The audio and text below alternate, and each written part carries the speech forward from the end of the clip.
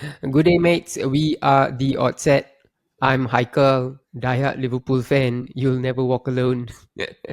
I'm Ish, United fan of the past and present. What's up, guys? I'm Mitran. Arsenal, come on, you Gunners. Always.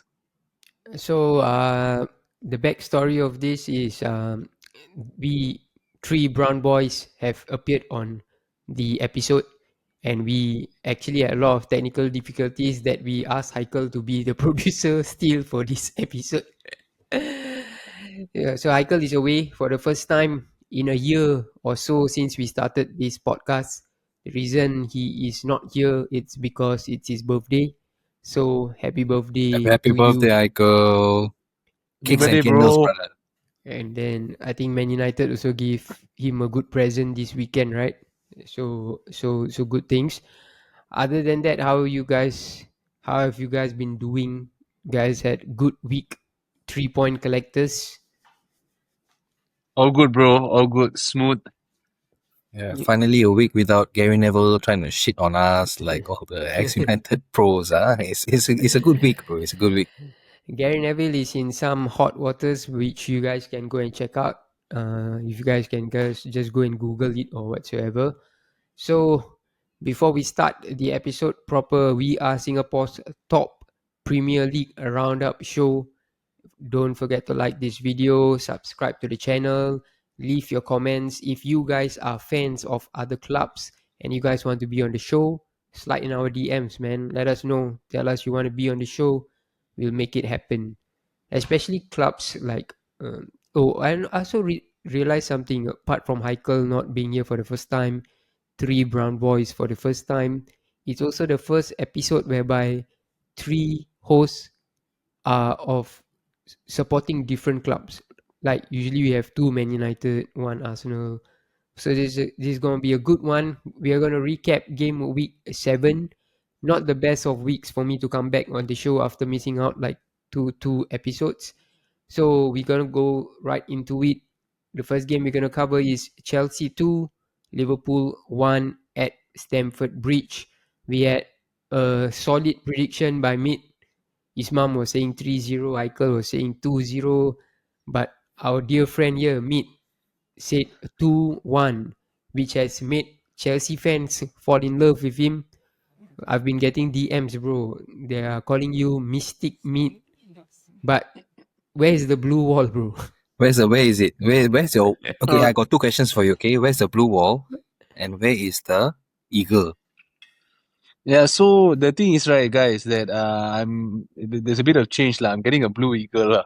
I'm, so I met the eagle, the guy who gets me the eagle, and then he told me this is the process. So Chelsea fans, a promise is a promise. Okay. the, It'll be there. I won't forget this help. the blue wall. The London fans are loving Mid's prediction, as he also predicted Palace to win the other time. So when I'm not around, it seems like there's a lot of Liverpool slander, but it seems like deservedly so.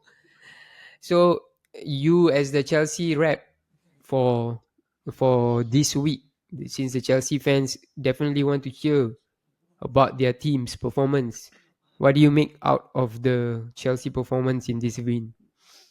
Actually, I'm really very proud of the boys, lah. It's been a tough 2 years.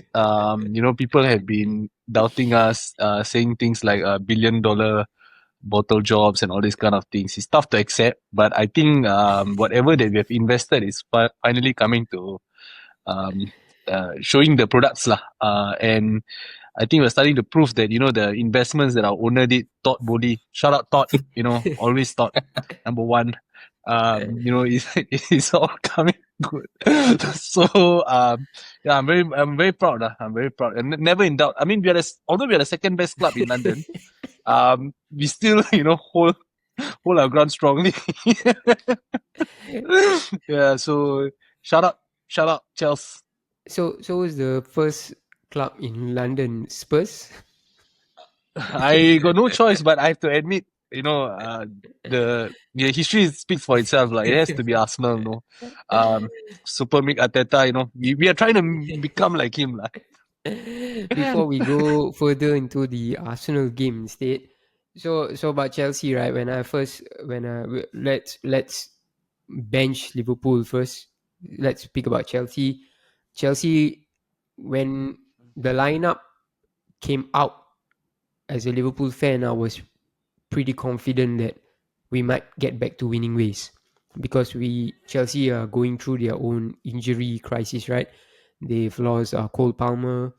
I think their centre back pairing both are injured, and then even like for striker they had to recall Mark Guy. How do we pronounce that? Because Nicholas Jackson didn't want to fly back, so they only have like one recognized striker. So when I saw the lineup, what did I think initially they showed that Reece James was supposed to partner Caicedo, but the minute the game started, we saw that it was Malo Gusto playing, right? So Ish, what do you think of Gusto's performance? The thing, it was a master stroke by Maresca, right? Because Mm-hmm.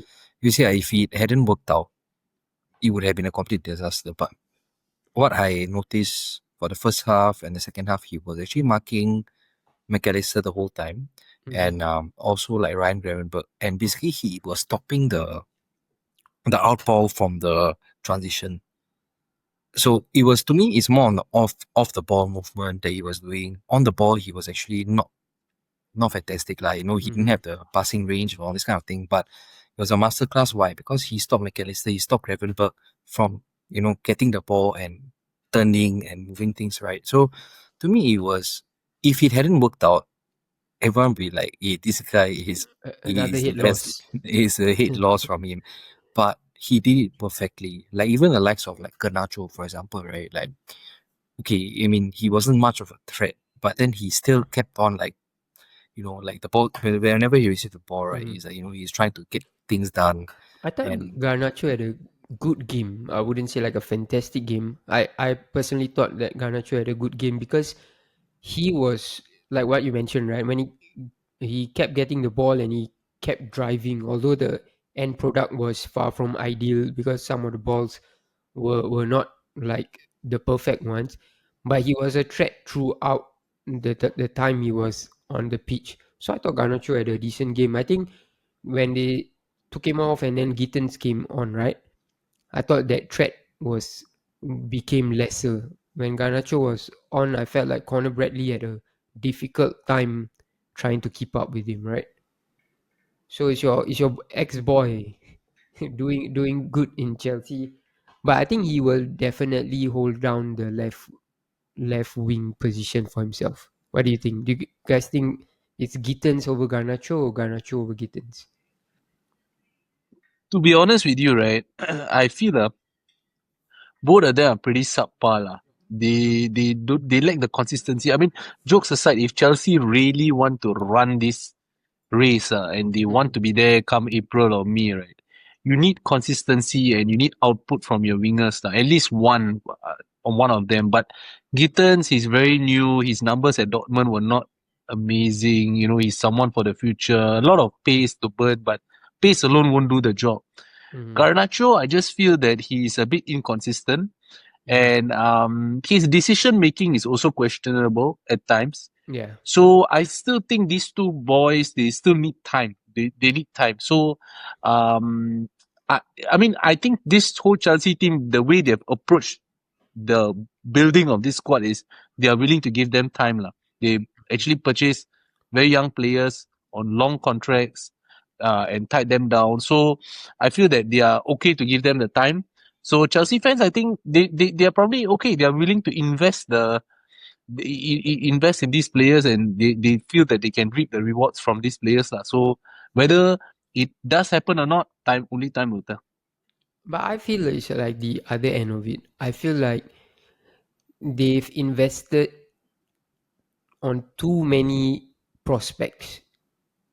That's what I feel. And then, like, come 2 3 year mark, the prospects, right? They let them go because if you see the mainstay of this Chelsea squad, right, are the big names. For example, they went out to get the Caicedo.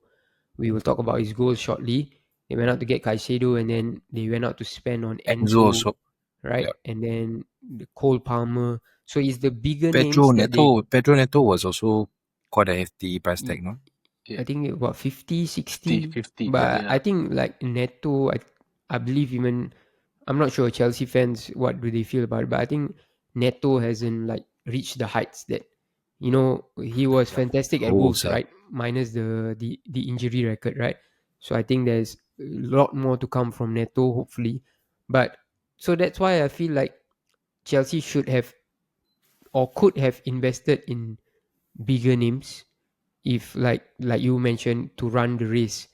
At this point of time, it's like a squad of like young players, but some of these young players did their thing, man. Especially shout outs also to the centre back pairing of Josh Achpong and Badeshil, right? Liverpool always have this history of giving these new centre back pairings a good account for themselves. I remember like last season we gave Disasi a goal on top of his good performance at Stamford Bridge. And then this season now we're giving like Badeshil and Achapong.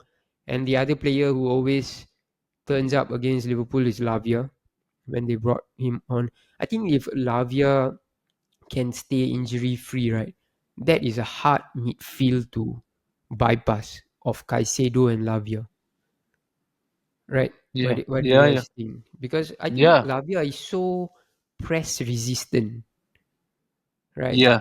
Speaking of And the, yeah, sorry. What I wanted to add on was that, and their depth in that position is also pretty admirable, no, bro, because they have Andre Santos, who's mm-hmm. decent himself.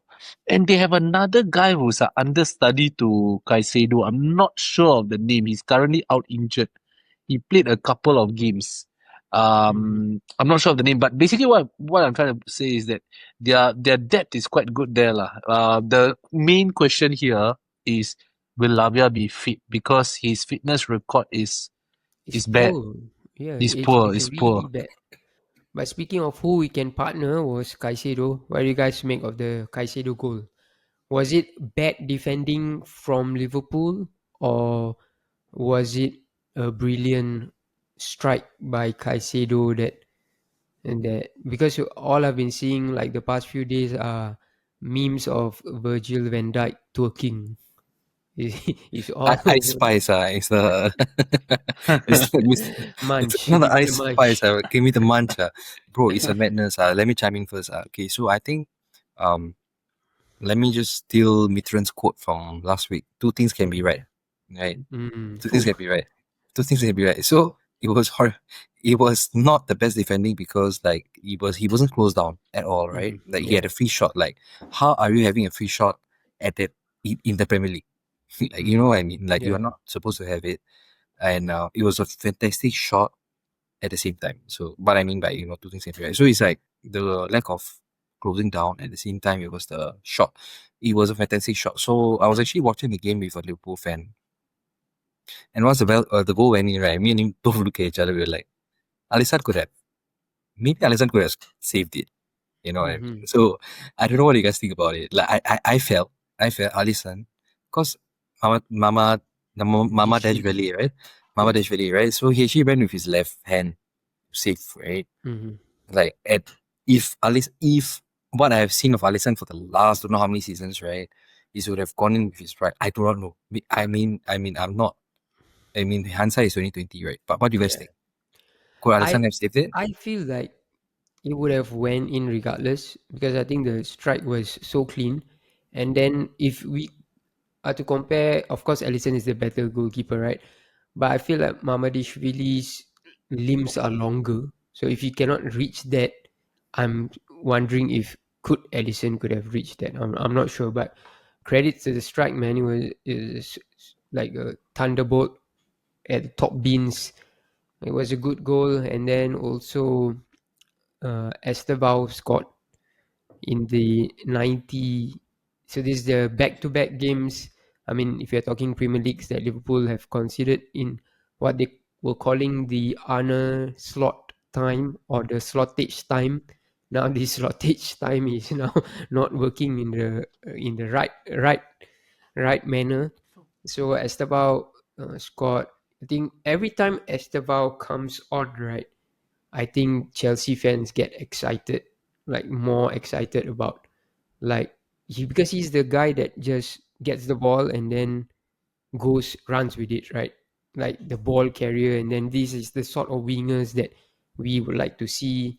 So Esteban's goal, do you guys see Andy Robertson pull up his knee? Yeah. Oh, I He didn't see that.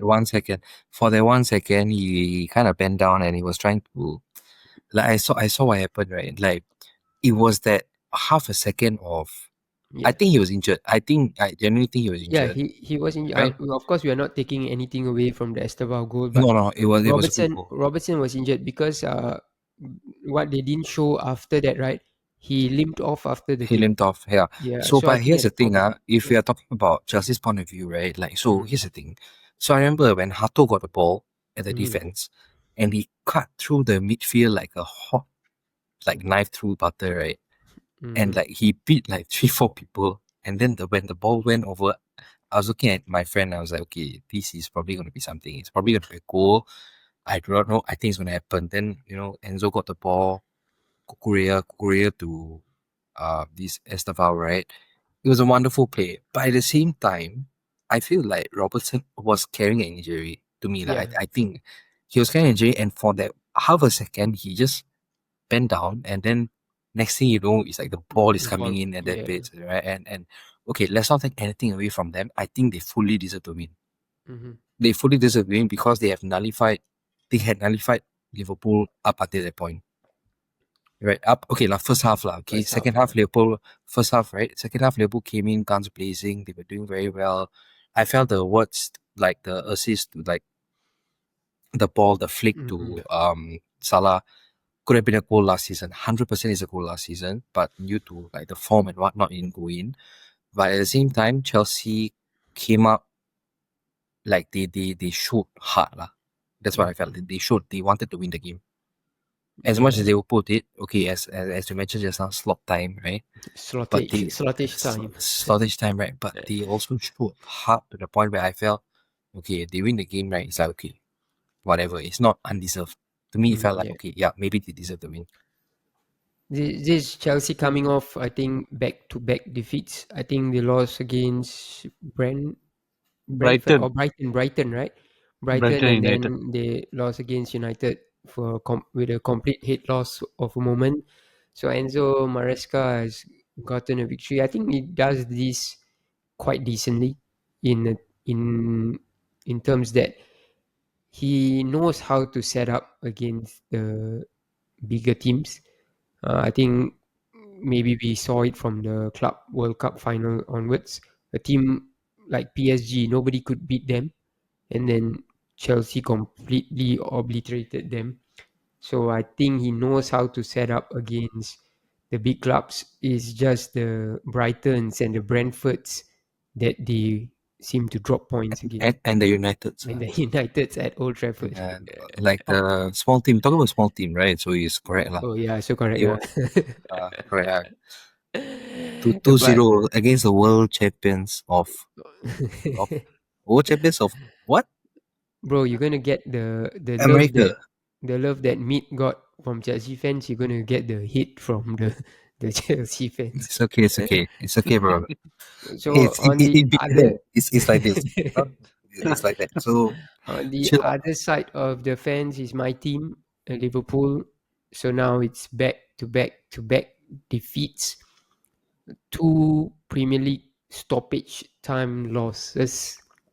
So what do you guys think went wrong for Liverpool and actually seems to be the case for a while now? I think for Liverpool, right? The okay, so there's this thing that I read the other day. Like, they say that you can run, you can hide from XG, but XG will eventually catch up with you. So if you look throughout the whole season, XG wise, Liverpool have actually been underperforming. Their Mhm. position before the Chelsea game, by right, based on XG, was supposed to be eighth. 8th in the league, but they were top. Oh, So really? clearly we can, see they've been outperforming their XG lah. So fundamentally, there's a problem. And personally, just from the Chelsea game itself, I see that the press was an issue, because Mhm. Salah was easily bypassed in the press, in the Liverpool press. So when you press ineffectively, you actually make yourself weaker compared to not pressing at all. Yeah. That's number one. Number two, I just feel, isn't it natural, guys? We imagine we buy a lot of stuff for our house. Okay, we have a new house. We buy a lot of stuff for the house.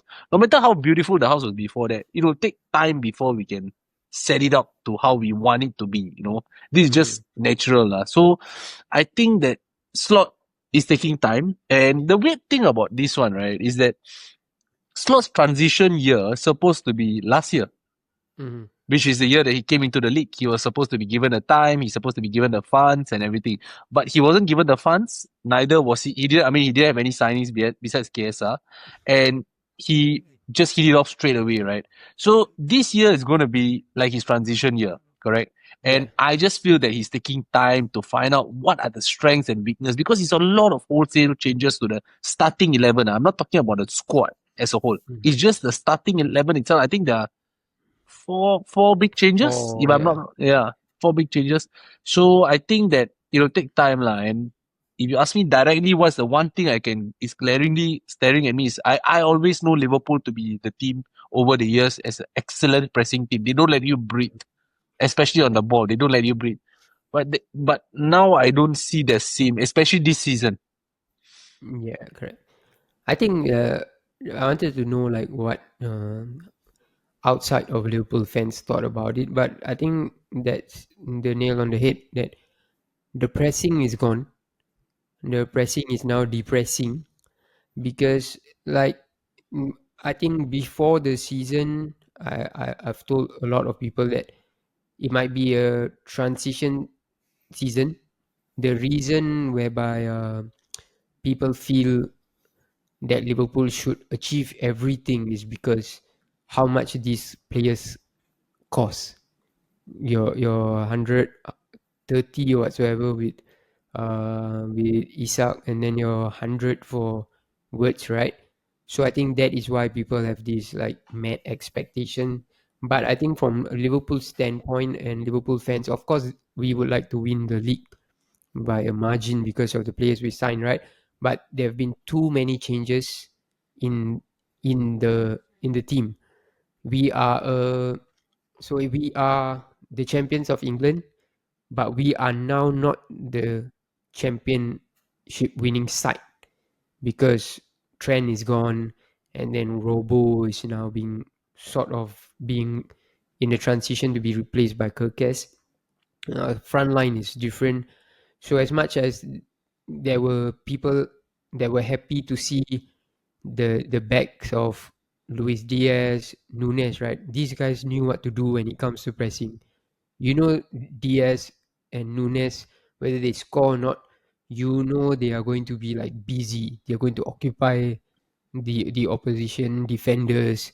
They're going to be chaotic, right? So we've lost that aspect of the team. I think Verge said it perfectly. Although this is something he said before, it's now being more magnified because it's a statement that now people are looking at him saying when Liverpool are losing that it will be a tough season because there are changes and a lot has happened both on and off the pitch. Off the pitch being the Diogo's passing. So I think some of the players are affected, and I really believe that Salah is really affected by it. Like I can see that it has that effect on him. So the reason people feel it might be an excuse now is because it's being said after 3 losses. But if you are a Liverpool fan and you follow up, it's not something new for us. Even in the first 5 games, like we were winning, but the question was it sustainable, right? And it is now proved not to be sustainable. But even the first 5 games, I think we did not. Those wins could have been draws, like the last minute goals and the hanging on to like a 2-1 2-1 victory against Everton, where the second half it was all Everton. So all these wins could have been draws. All these losses could have been draws as well. But one thing that has to happen is Arne Slot have to figure out his best 11. I feel like he doesn't know who his best 11 are. So you might see Bradley on the right back 1 week. You might see Soboslai on the right back 1 week. The guy that we bought to be the right back, Frimpong, is barely playing as a right back. And then there's the whole issue with Florian Wirtz. People are looking at him like, can he do? Is he the right fit for Liverpool? There are talks that he's unhappy and all. I think these are like just rumors and all that. Alexander Isak is not fit, match fit. Even I think now, I think today or yesterday, Slot said that he's not ready for 90 minutes. So when a player is not ready for 90 minutes, how do we expect him to press? Right? And then now with Gakpo on the left, it's only like Gakpo. Back then, there's Diaz, and then they take out Diaz, and then they put in Gakpo, or the other way around, right? Now the other guy on the left is supposed to be Rio, the 17-year-old, and Slot seems to be hesitant to put him in. Like from time to time, you might see him getting 5 minutes or so, but that is now an area whereby you don't have the second man to bring on. So I think as much as some of the blame falls on Slot, the players also have to step up. Like Florian Wirtz, the amount of I'm not too concerned. I don't really care about the money that's being spent on a player, but I'm more concerned of who he was. We've seen enough of Florian Wirtz to know that he's this wonder kid, right? He can create chances, he can assist and all that. But I've not seen enough of that whereby he wants it, like gets the ball. What he does now is, apart from like one or two times whereby it might be like we saw against the Chelsea game, right? A nice assist to Salah, which of course Salah missed. But I want to see him like ask for the ball, like get the ball and then do something with it. That's why I feel like it's been a bit underwhelming. But when you see players like Kirkes, who is supposed to be like a direct replacement to Robo, right? He's been in a Bournemouth team that was playing on the front foot always. He was always attacking the flanks. When you see someone who is Premier League proven struggle in this Liverpool team, then you know it's going to be long. So Liverpool fans have to strap up. I don't think this is going to be our season, especially if you look on the other side. We will touch on Arsenal later, but given how Arsenal are playing, I think what Arsenal are having is what Liverpool is lacking this season, which is continuity. Like Arsenal are building on a team that finished second, but Liverpool have dismantled a team that won the league. So although it's just 1 point behind Arsenal right now, and also I think like we are only 7 games in, right? 7 games in. I'm not throwing in the towel, but I can see this gap widening in the next 2-3 weeks, especially if you run through the fixtures that Liverpool have and the fixtures that Arsenal have, right? I feel like this gap will be like 6 points in another 2-3 weeks. So Liverpool fans, if you guys are only here for the team when we win, it's time you guys go and unsubscribe to or cancel off your StarHub, Singtel or whatsoever black box you guys have, or what. And come back next season. Because I think this is going to be a transition season.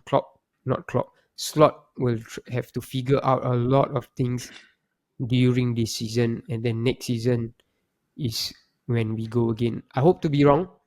I hope in match week 38 I'm coming and laughing at you guys and say I'm the champion of but I it's won't. I looking won't be around.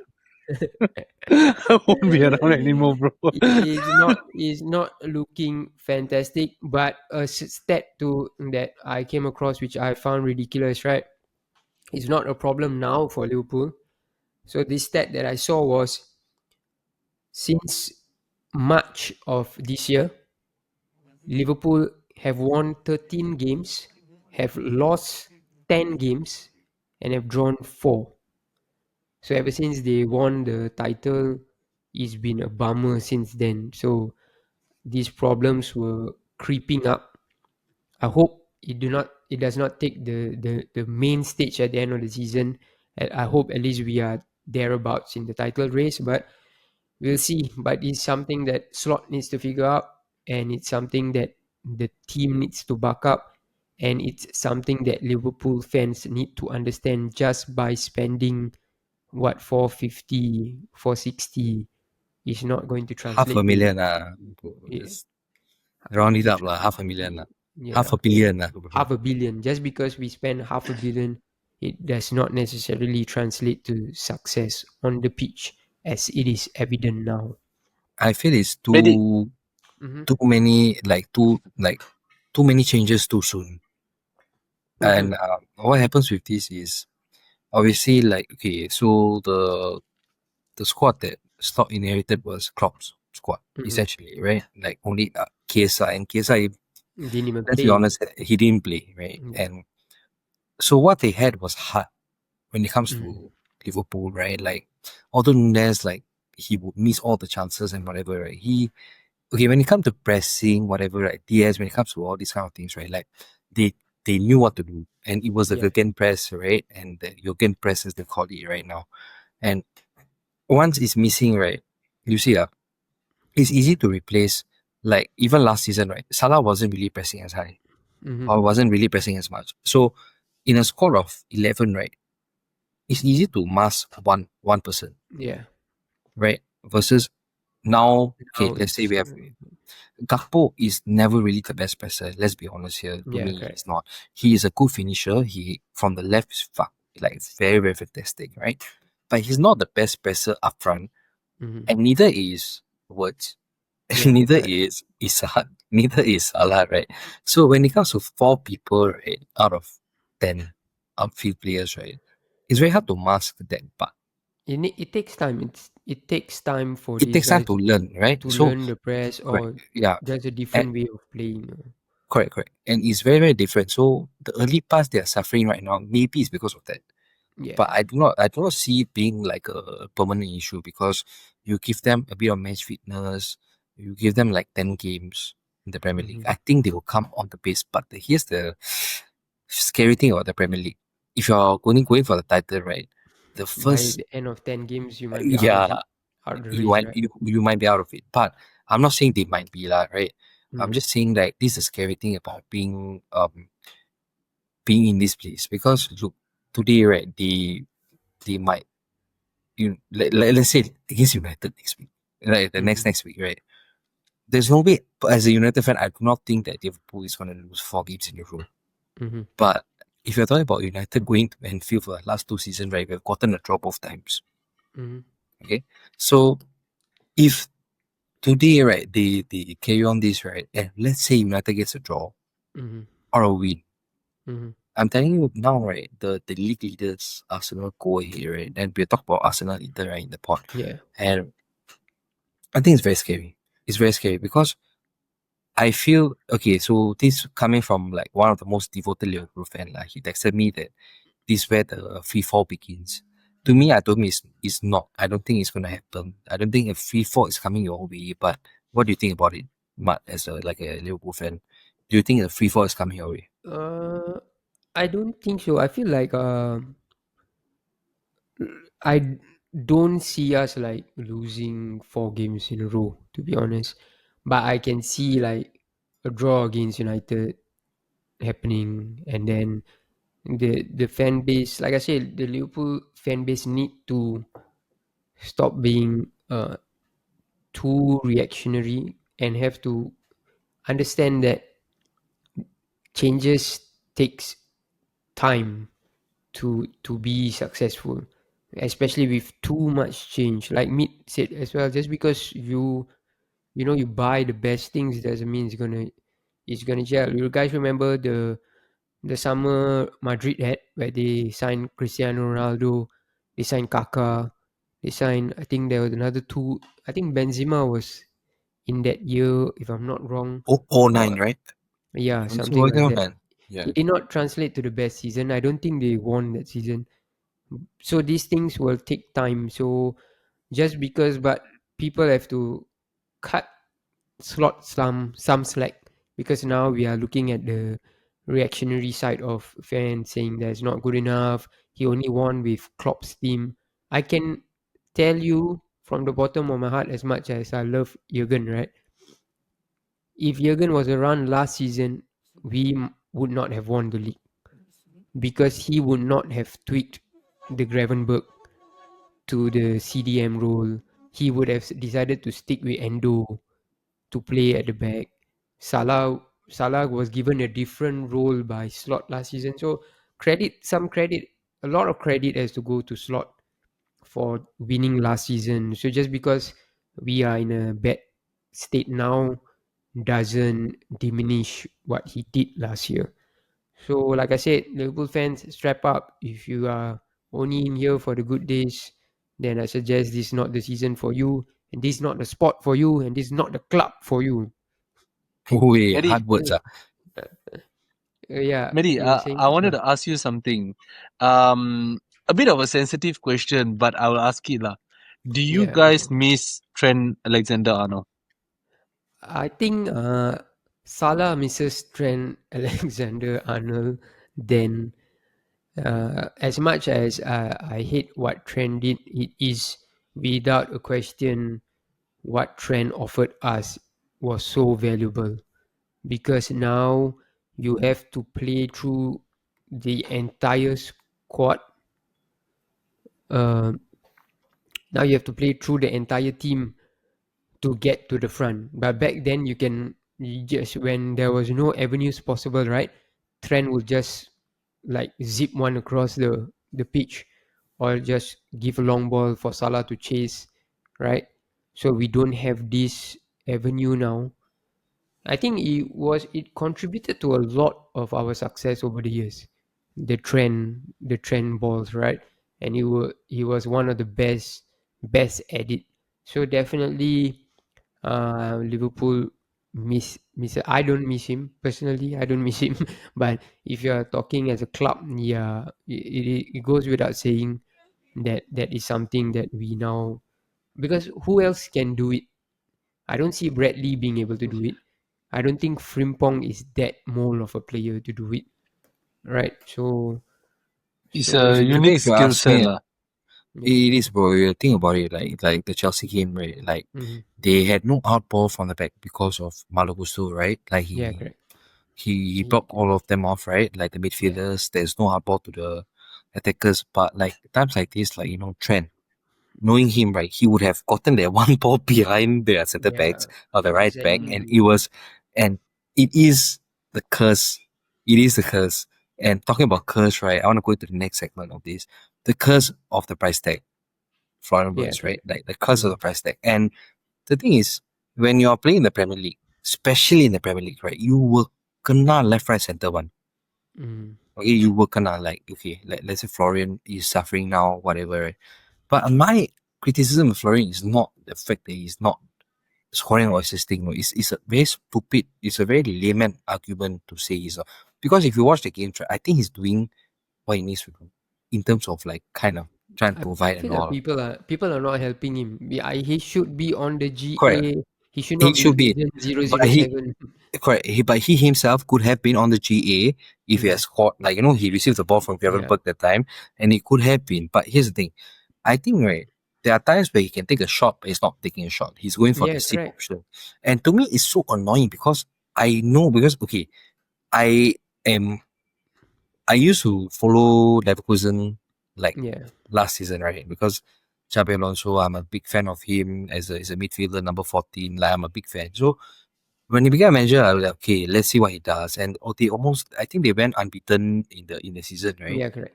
Except the finals on the Europa League and all that. Europa. Right. So when I was watching them, right, to, like I was legit following them, right, and the kind of things he's doing in Liverpool, right, like to me it was very like don't make sense, because if Yeah, he was in Leverkusen, he would have just that one step he takes, the first touch he takes with a shot. The one step he takes with and to me, I don't understand why is he taking, like, what are you scared of? Just do I it because think you have nothing to lose right now. You know what I mean? You have nothing to lose at this point because whatever like 007, all this kind of stupid shit is a meme now, okay? You have gone past it already. Like you will not beat it anymore. So right now, right, just do what you need to do. He is doing the right thing to me, in my opinion, right? Like the right thing in terms of trying to assist the goal, whatever. But he has to take ownership, do he has to more. take responsibility, he has to take responsibility. And like me being a United fan, right? Okay. When Paul Pogba scored like assist 3 goals, scored one in the game sooners was saying it's not justified, his Mm. prospect is justified, but I'm not like that. Don't get me wrong. What I'm trying to say is just be the player that you are. I Do think try it. No one's gonna blame you for trying. No one's the gonna blame you difference for trying. being is like at Leverkusen, he felt like it was his team. I think he doesn't want to do it now because, of course, you're coming to the Premier League champions, and then there's the Salahs and the Van Dijks.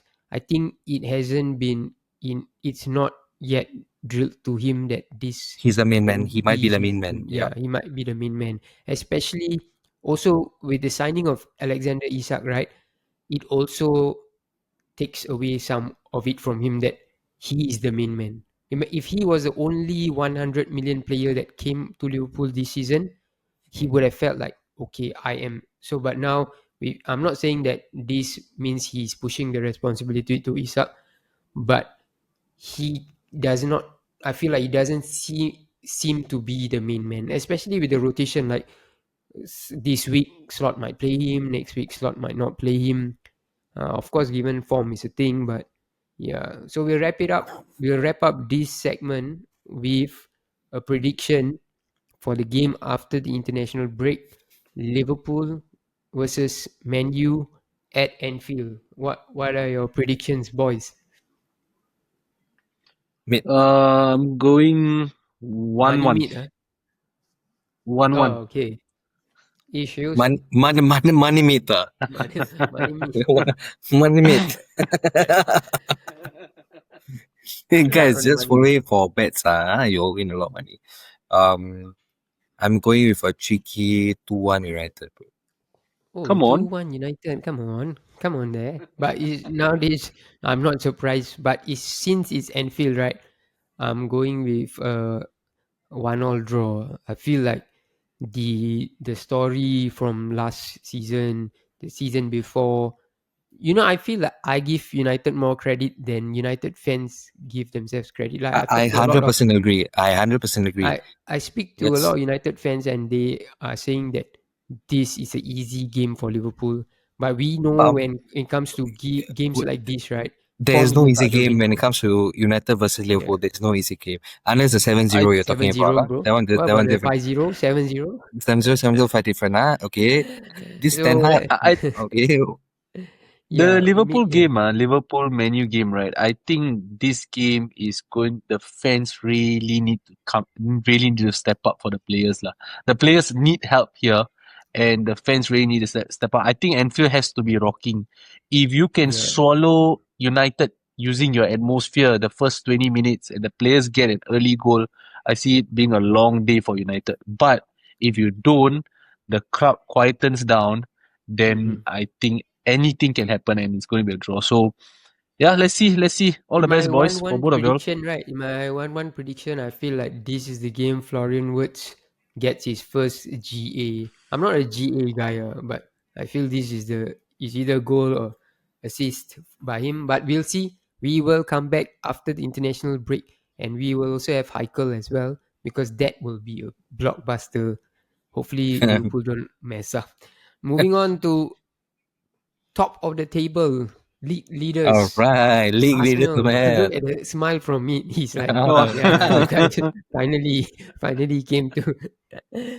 Man, this Arsenal side annoys me, man. I was like every week, right? I don't see them conceding.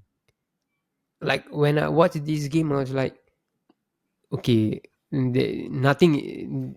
West Ham is not going to score. So 2-0. there were some talking points in this game, especially with your club captain.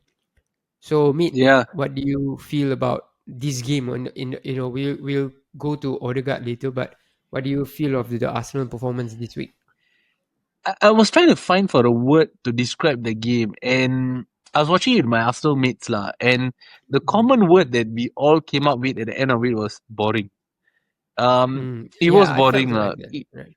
Yeah, it's like it was like a attack against defense kind of game. Once we scored the first goal, I kind of was quite comfortable. I thought Raya, bro, he could have set up a tea shop there, had a cup of tea, started serving it out to Saliba and Gabriel.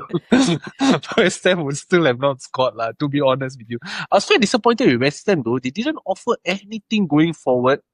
And one thing is that because the game was getting a bit dull, so I was like trying to concentrate on our defenders when we were attacking, right? The positioning and our defenders. And I think I have to give credit to Arteta. Like, he has drilled this system into play, right? Where the defense is just so well organized.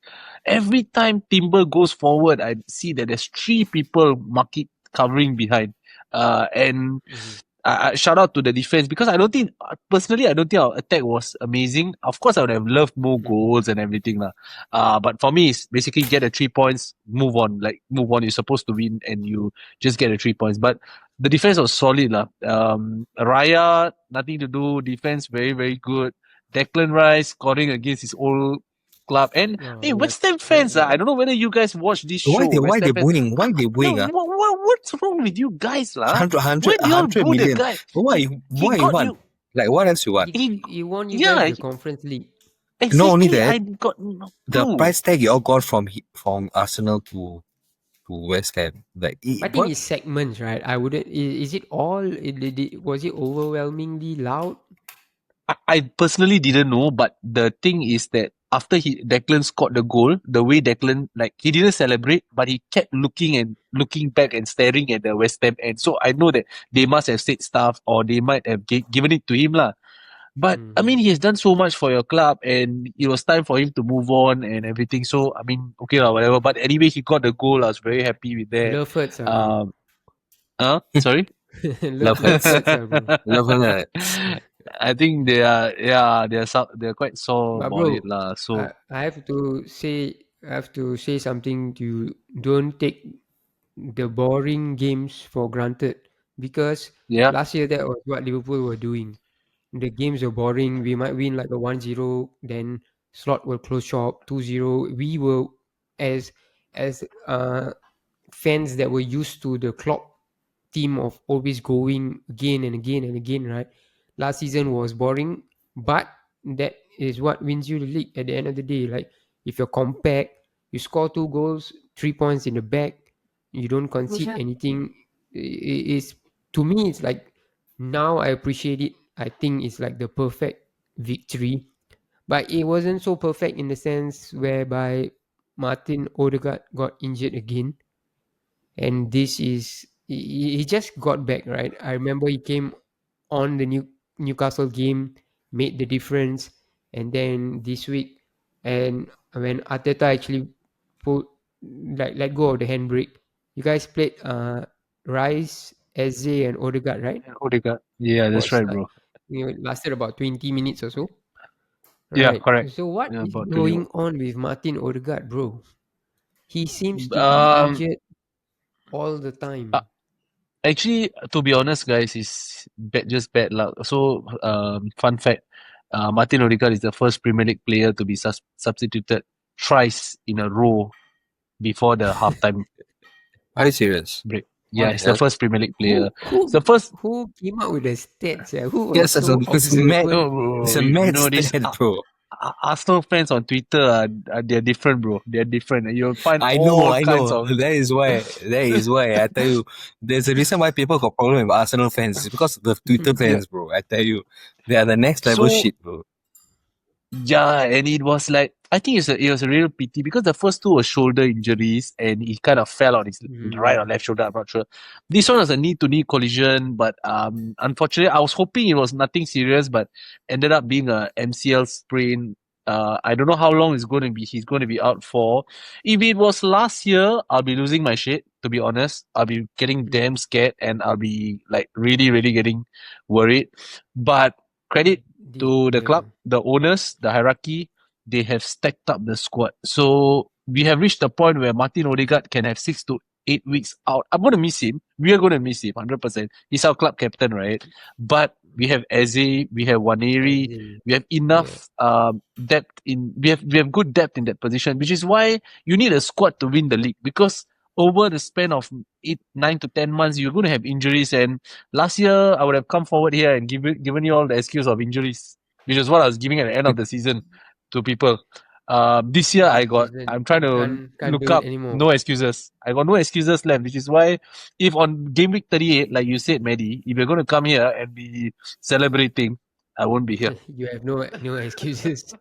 But with that being said, like after I felt like you guys had more flow after that experiment ended, whereby Odegaard left, then Zubimendi came in, right? And then there was Yeah. more like a structure to you guys where there was now Zubimendi, and then Rice could move further up and do his thing, and then Eze could do his thing. So one other player that we need to touch on is Bukayo Saka. Stats again. He now has Bukayo Saka, 100 running down the goals. wing, Saka. Why does it sound like a Salah thing, man? He has Huh? 100 GA goal assist involvements in 200 game. Is this now Bukayo Saka's team? Big up Bukayo. Solid lah. The guy is just Bukayo. amazing lah. I've run out of adjectives for Saka, honestly. When he took the penalty, there's a bit of hoo-ha going on online and everything about why Gyökeres should be taking it and everything. But guys, let's just get the facts straight lah. Bukayo Saka has been there with us when we were in the mud. And now here we are lah. We haven't won anything yet, but he has seen us Just about from to the say.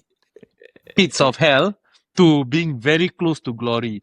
And he's our franchise player. He's our Hale End boy. He is the definition of Arsenal Football Club. So when Bukayo Saka wants to take a penalty, he takes the penalty. Just give him. Simple as that. Yeah. So for me, it was a correct decision. I was very happy that he got the goal as well. And I need him to go up a bit this season, because I need him to get a bit more goals and assist contribution compared to last year.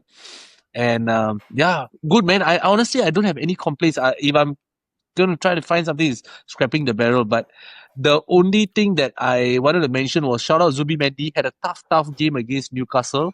Before that, he had a tough game against City. But when he came on against West Ham, he got the pre-assist for Rice goal, and then he's the one who assisted Timber for the penalty as well. So Zubimendi, shout out. Hey bro, so what's your thoughts on Victor? Yeah, I was just about to ask the same thing. Gyökeres, bro. What's up?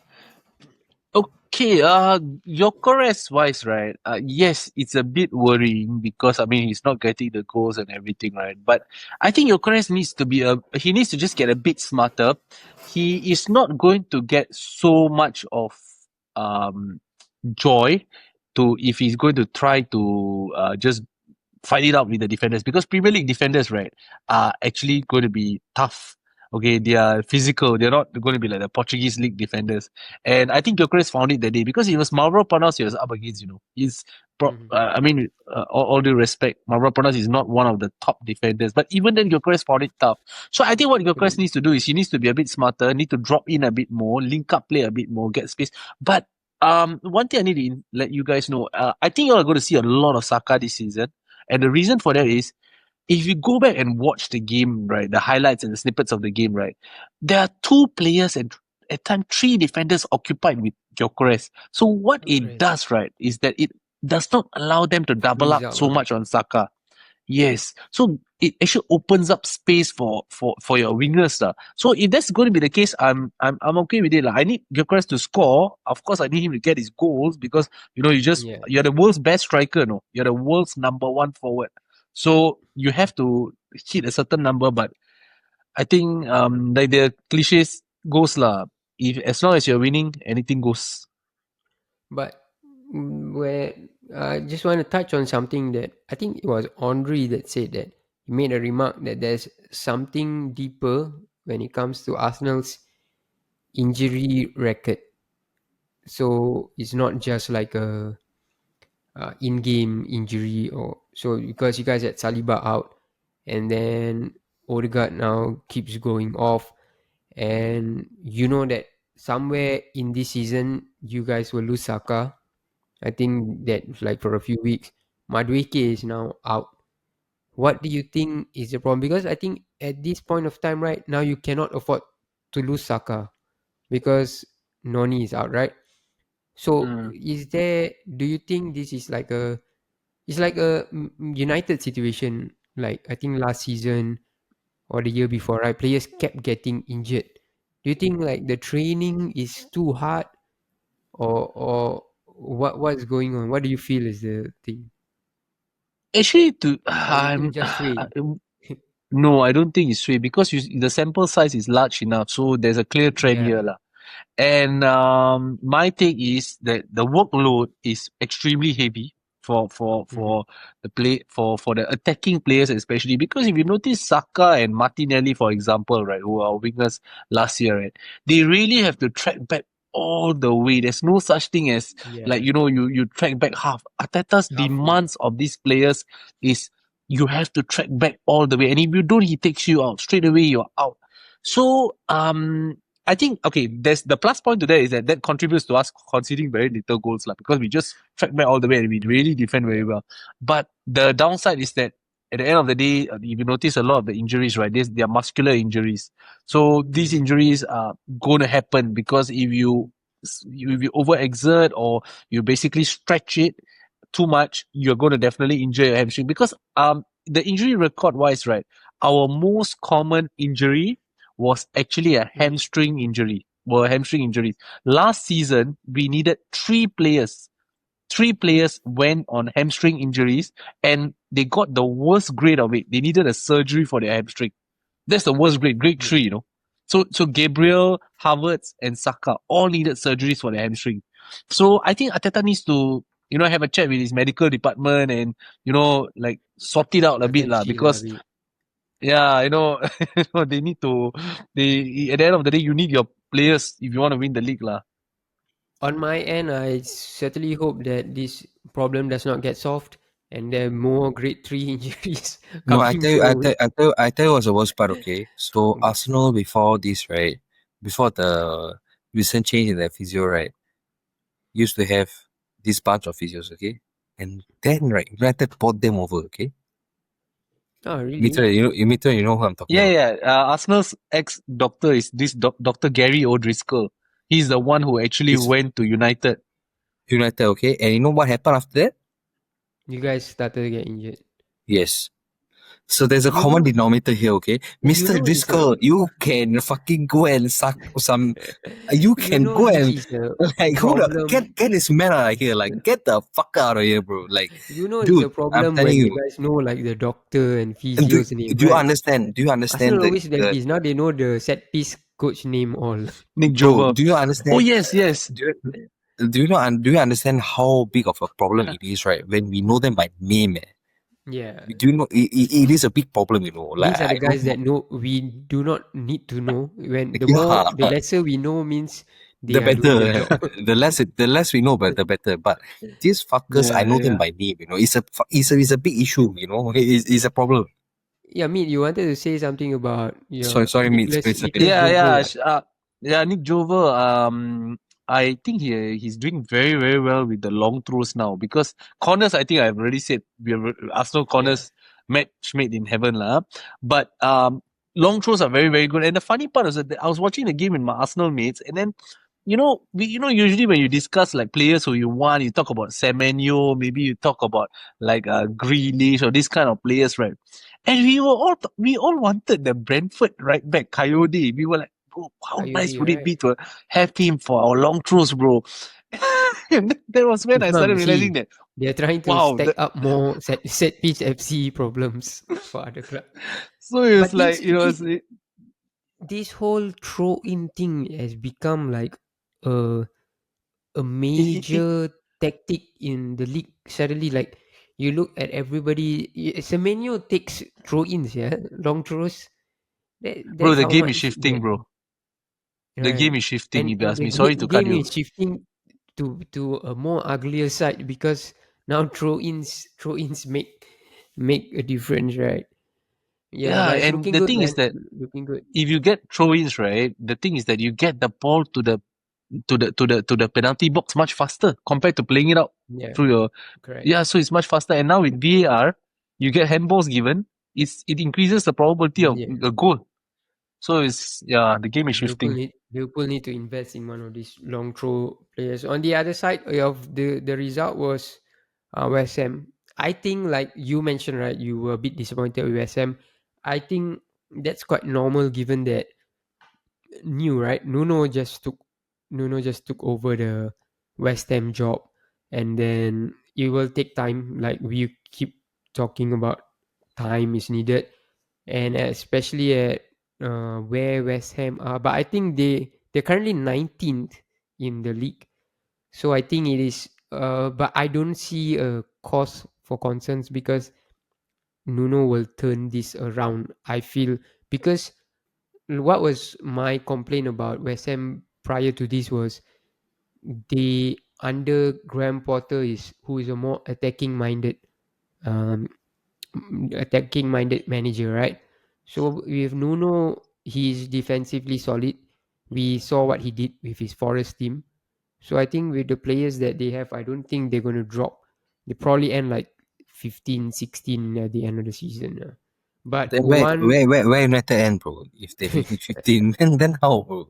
a bit higher, bro. We will Yeah, come okay, to okay. that soon. Oh, okay, But okay, okay, before okay. Sorry. I end about this West Ham segment, right? You guys see the recent West Ham post? They called Nuno the first black West Ham manager, and and this is West Ham's official Instagram post. Prior to that, I didn't even think of him as a black man. This is some Yeah. woke nonsense that they came up with. Okay, if he's black, why was a dedicated post if for the if he's black, what a wheeler. right? I thought it Right. was like okay, I just thought of him as Portuguese, and then when I opened the comment section, the minute I saw the post, I was like, "What's going on?" Then I went to the comment section. The comment section was flooded with, uh, "Why is this necessary?" Maybe they're celebrating something. I'm not sure.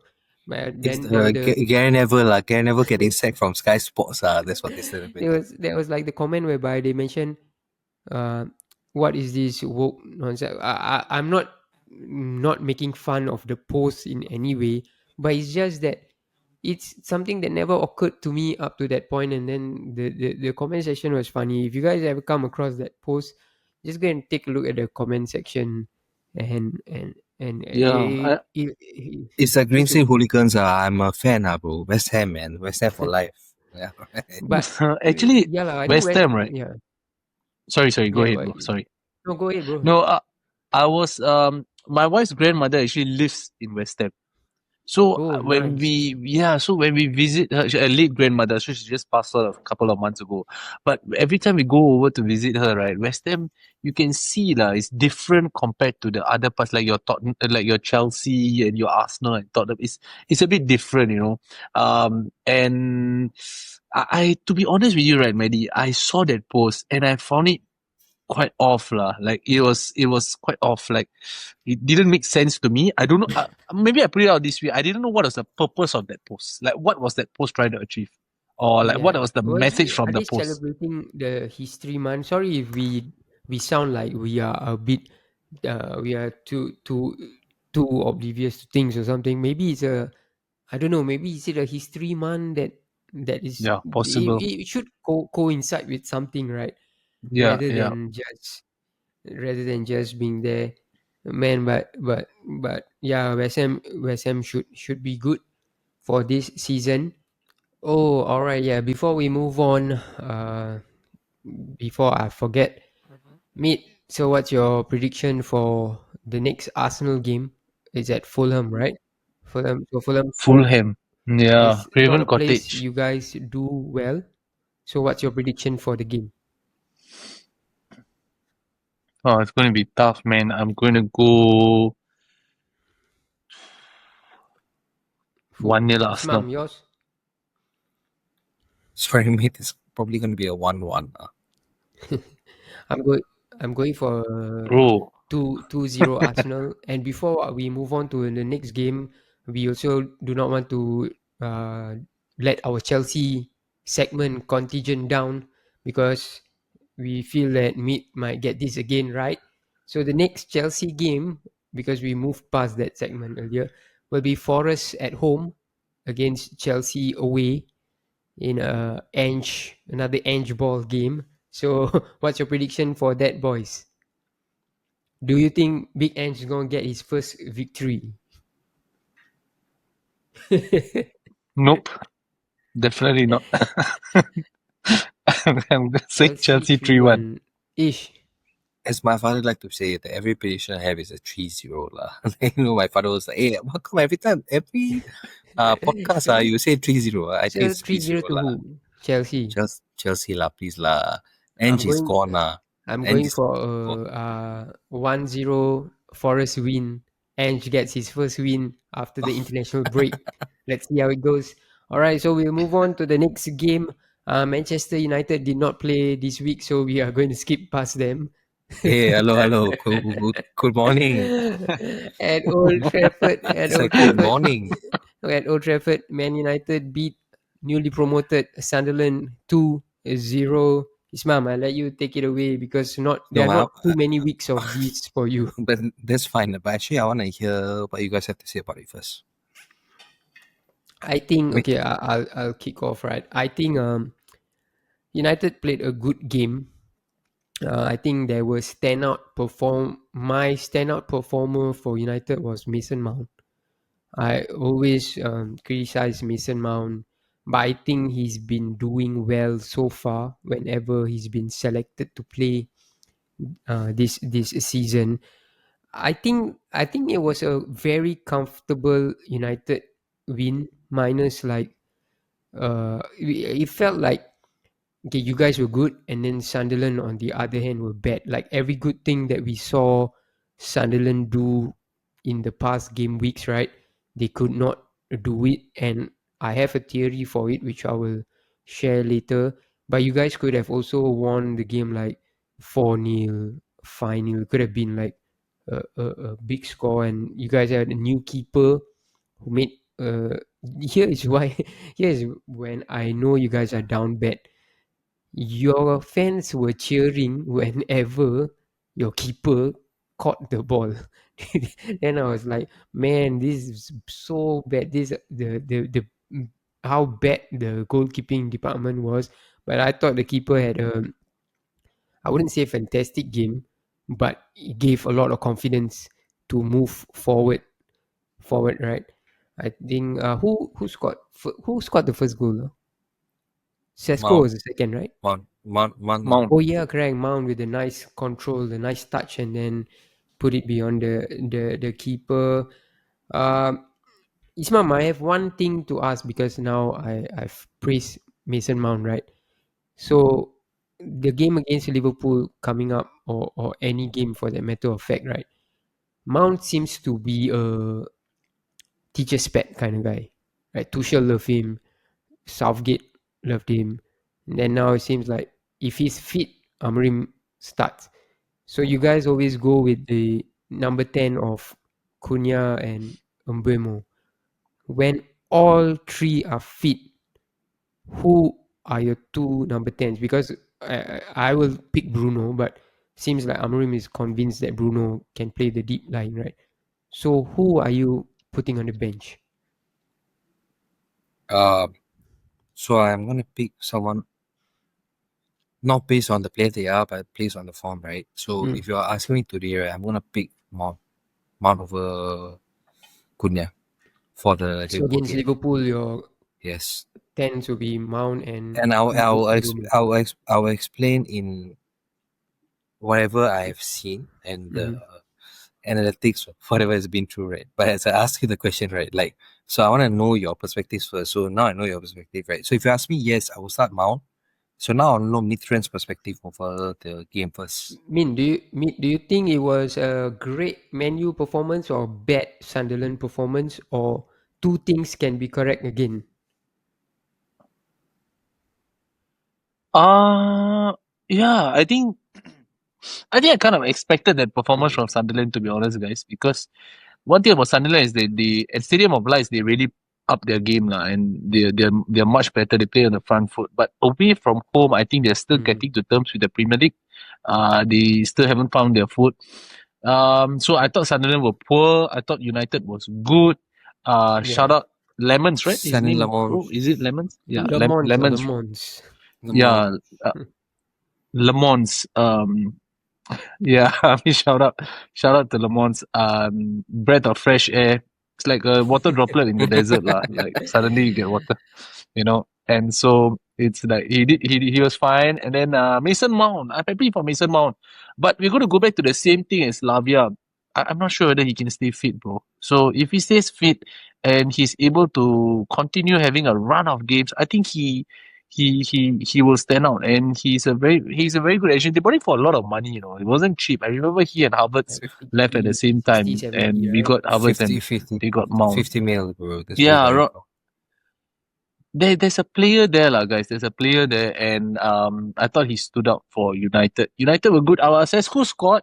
I thought Sesko was His good link as up well. play, his link up Link play up play was, seems to be yeah, very good yeah, for. So yeah, I think correct, much like correct. the Arsenal game, I think we are more interested to know what you felt about the game, because I feel like much like the Arsenal game, this was a very comfortable victory. I wouldn't say like it's like not boring like in a negative way, but like I did not expect Amorim to lose another game, especially Sunderland. I think I predicted 3-0, right?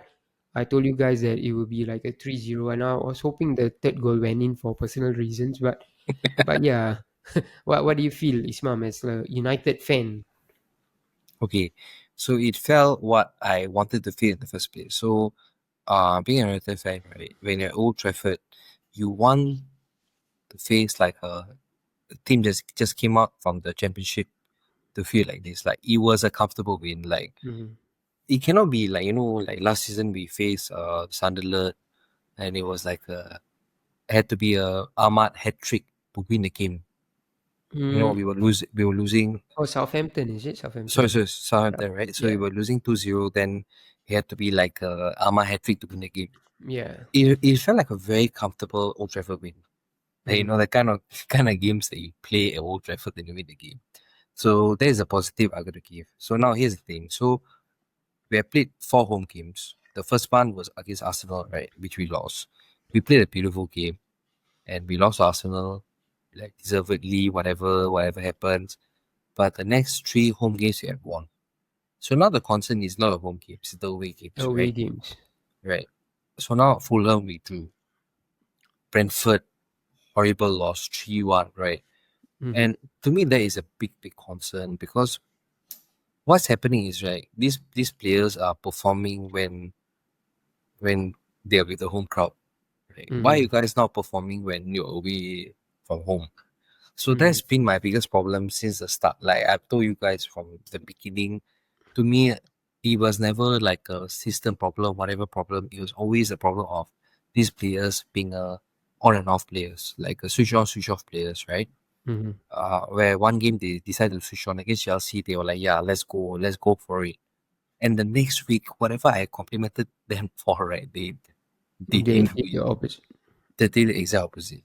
And then the next game at home, obviously we expect Sunderland, do not get me wrong, they were a fantastic team coming on to Old Trafford.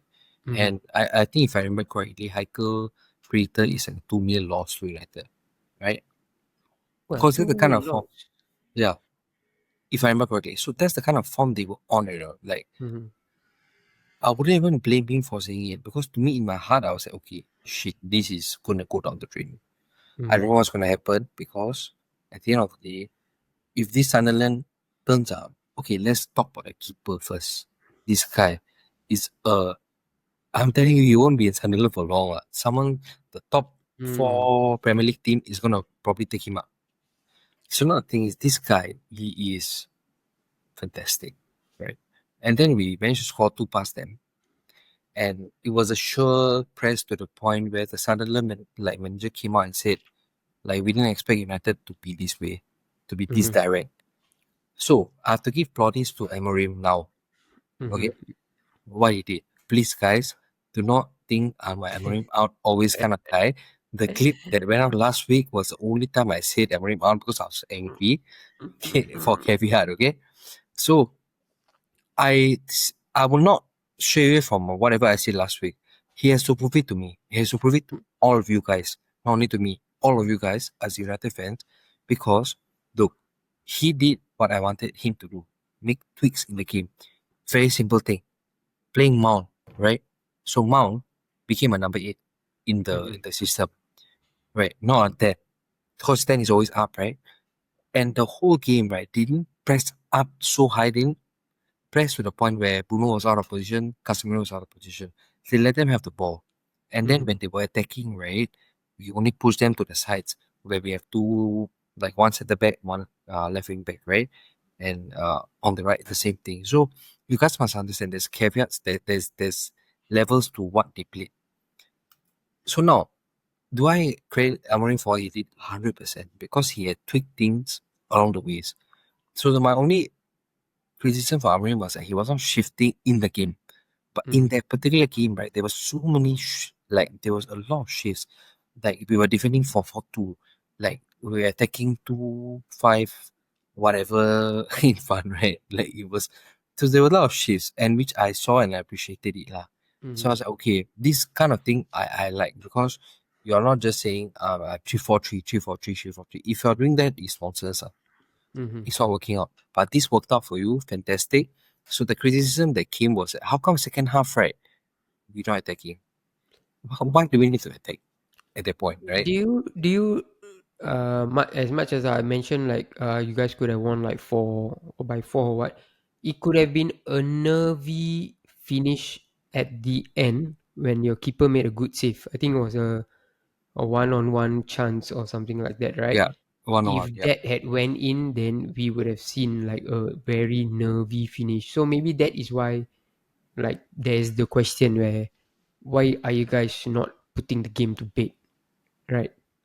yeah. I mean, I understand that, but at the same time, like, you got to give plaudits to Sunderland. Like, it's his first game, Yeah. and it's a lot of positioning as a keeper, right? Like, the one-on-one save. Why it was so easy is because the position he was at. Yeah, it's a good. Okay, it was He it's a good position. came out fast and then spread himself big. Correct.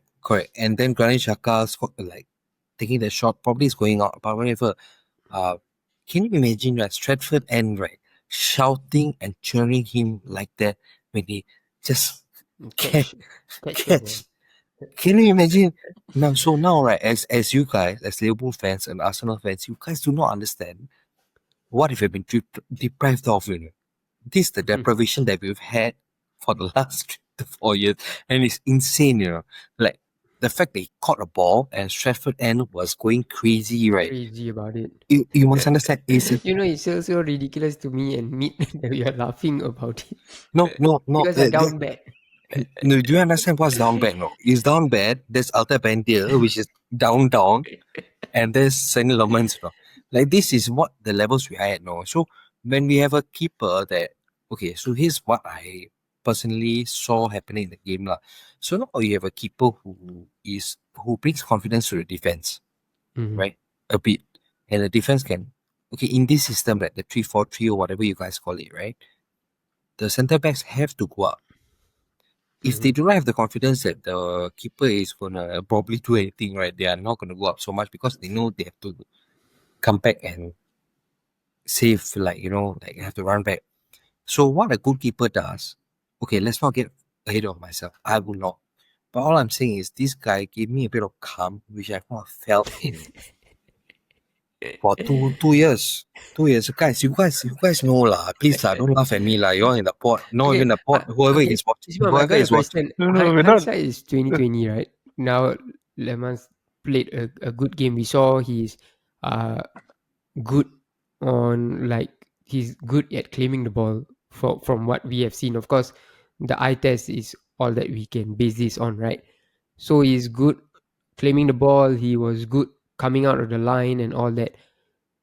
This is the same issue that Heikel had about why not, because some of the goals you guys considered against City, right, was Can be safe. keeper not Yeah. coming out early. So this is why I think like sometimes like you guys bought him to be the first choice. So of course, like I said again, hindsight is 2020, but maybe he could have made a difference because it seems like there is a keeper there. Of course, time will tell, but from what we have seen in one game, he could have been trusted like earlier, I feel.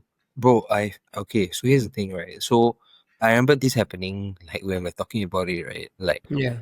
I remember telling this to you guys in the first place that he will probably start against Sunderland, right? At Old Yeah. Trafford. Yeah, I correct. told this to you in the first place. You know why? Because he was at home and it's Mm. a fucking relegation club in the first place. But Okay, here's you the thing. said Chelsea. I remember Chelsea home, right? We expected him to start against Chelsea because he was a home fixture.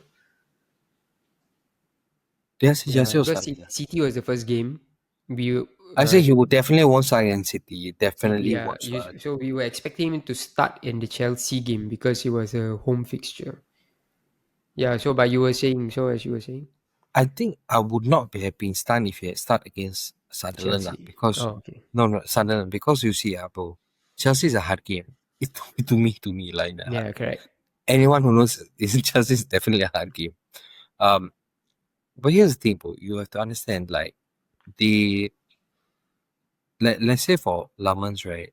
At this point, right, you come in, and as much as it sucks to be at the end where against like Brentford last week we cannot that kind of goals, right? Mm-hmm. I do not want it to be at away ground. I do not Mm-hmm. want. I want to be at home. So against Chelsea, you understand the pressure against Chelsea. I'm sure anyone who faces Chelsea understands the pressure. I don't have to talk about, but I don't have to talk about Liverpool. I talk about Arsenal. Anytime we play against Chelsea, is a hard fixture. Home Mm-hmm. away is a hard fixture. Although we have won them for eight seasons in a row at home, whatever. Right? I think it's longer though. I think probably 8 seasons, right? But it's still a hard fixture. So if there was a fixture to start him, right, was this Is this to me, to me, to confidence me, to me, confidence is to get booster? his confidence up. No, But if you start him against other people, right, and if today he dies, he goes to fucking City away, right, and he dies, and he goes to like Brentford away, and he makes those mistakes, right. I tell you something about Stratford, and I tell you something about Old Trafford, right. No matter what mistake he make, right, no one will make a sound. Mm-hmm. But honestly, think about it. Which timing in Chelsea? Honestly, for me, I wouldn't. Although it's maybe he. Let me tell you guys, right? I hope United fans moving forward, right, understand that he's going to make mistakes, Mm-hmm. and I hope you guys understand it because he's going to make mistakes. He's going to let balls go through under his legs, but that doesn't make him bad keeper. Please do not ever like put him under the rug or put him under the like. Don't shake him down for being a bad keeper because I feel like I'm Meat is going to laugh again for some no. reason. No, no, but it's like how can you throw him under the rug? Like it doesn't make sense, but Bro, because when you it's all mentioned you that, want. right, Stratford no, and right, I have to oppose against it. You know why? I remember Zirkzee at a game whereby you guys booed the hell, Stressford End wasn't the one that was booing but it was a Ziggy. home game, which Yes, against I was Newcastle. quite I remember. so disappointed against. Like, why would No, it you was boo? not Stratford End that was booing Ziggy. They were not booing the Ziggy. You have to understand it was very different. They were booing the substitution. They were not booing Ziggy. And But that he had is a the thing. poor game. You can go back and read. So that is why I was telling Heikel. I remember this conversation very well. I told Heikel, like, what the hell are you guys doing? Why are you booing your player? He had a very bad game. He got hooked off early, At the and the 35th fans minute, I remember very clearly. Yeah. cheered when he went out. So it might happen, although I'm not saying that it definitely will. But yeah, I think. But here's the thing about trying to protect him in one game. Here's why I told you guys about words, right? I don't understand if you need to start him because you bought him as a first team player. Because the game after this is Anfield. So But it's just is any my job to protect him? yeah, no, as in, of course, definitely. But what I'm saying is, like for the manager wise, like if you don't start him, EPL is going to be a tough league throughout the. So if you don't start him, then you start him against Sunderland. The next And place he you're did, going to go is Anfield. but he did well, no. So here's the thing. Yeah, So definitely. and I feel right, like Sunderland was the best place to start him. Hmm. Okay, and he goes to Anfield, right, and he fucks up, right. Please, United fans, please, do not fucking throw him under the bus, please, Guys, it's a because right, PSA from Ismam. please do not throw him under the bus because he might make mistakes. And I understand United fans, you guys, all of us have been born in glory, whatever fuck shit, right? Please do not throw him under the bus because you guys are privileged. We are privileged to the point, right? Please do not do this because we have done it for so many players in the last 10 years. Do not do it with a guy we see potential with. Please don't do it. Please. I I just feel that he should have started way earlier, lah, bro. That's just my take, lah. How much worse could it have got? Like you said that, what if he had gone to Brentford and had a disaster class? What if he had gone to had a disaster class against Chelsea or whichever team? But what did you actually have? You had a goalkeeper disaster class in the form of Yeah, Altai right. by India. I think the you have to weigh the risk and rewards here. And clearly here the bar is so low. The bar is so low that you can safely start him. Confidence is one thing, yes, but when the bar is so low, right, the player has a good opportunity to grasp the chance to become the number one, which he has done against Sunderland. So I just feel that Amorim could have started him much earlier. City at Etihad first game. That's a 50-50 to me. But after that, he should be the number one goalkeeper because Altay Bayindir he's been terrible throughout the whole season. He has been terrible. So this is not a case where we had a couple of seasons ago with Raya and Ramsdale. No, we were so difficult to like. Ramsdale was Mm-hmm. PFA Keeper of the Year, and then we had to kick him out. But this wasn't. So I felt that it was quite clear Okay, cut for against me, the Chelsea boys. game, I do you feel think he he should have should have started the started. Chelsea game? Yes, Honestly. to me, yes, bro. Yeah, why not? Bro, I Yes, yes, like okay. hundred Maybe you percent. guys were not in the circumstances. I do not agree. I do not agree with the fact that he should have started Chelsea game. No, It's just like it doesn't make sense Mamadashvili. to me. What? Mamadashvili. Why? If Why like did Mamadou really come in the first place? Because at least I'll say here. like I say, it's Yeah. circumstance, right? But your circumstance was your keeper was shit. That is the circumstance to put in a new keeper. And I think for what works for Le Mans, right? There's no pressure. Okay, there's a pressure that you need a good keeper, but it's not like you guys went to splash the cash and gave him a big contract. Like I feel like City will expect that out of Donnarumma, not to mess up. Or if you guys went to get a Martinez, then you expect him to be ready made. I feel like fans will be a bit more forgiving because you guys bought him cheap, right? He's a young keeper, 20, cheap, 24 million. yeah, Yeah, from yeah. a different league. So I just felt like you guys could have secured more, maybe just extra points Hmm. of maybe a Brentford game or Chelsea. Chelsea, like I said, the reason you guys got like a bit scot free of that game is because the head loss and then they lost their game plan. I felt like Binder would have cost you in that game too. Because but now, like I said, hindsight is Yeah. If push came to shove, like, yeah. right. Hindsight is 2020. Yeah. So you guys had a red card, but it's a good start for him. So it's safe to say now that Ruben Amorim's job is safe. So people do not give the flag to his mom. His mom is one of the biggest soldier of the Ruben Guys, come on, man. Amorim's Come on, red, man. red army. I always like, try to convince him like, otherwise.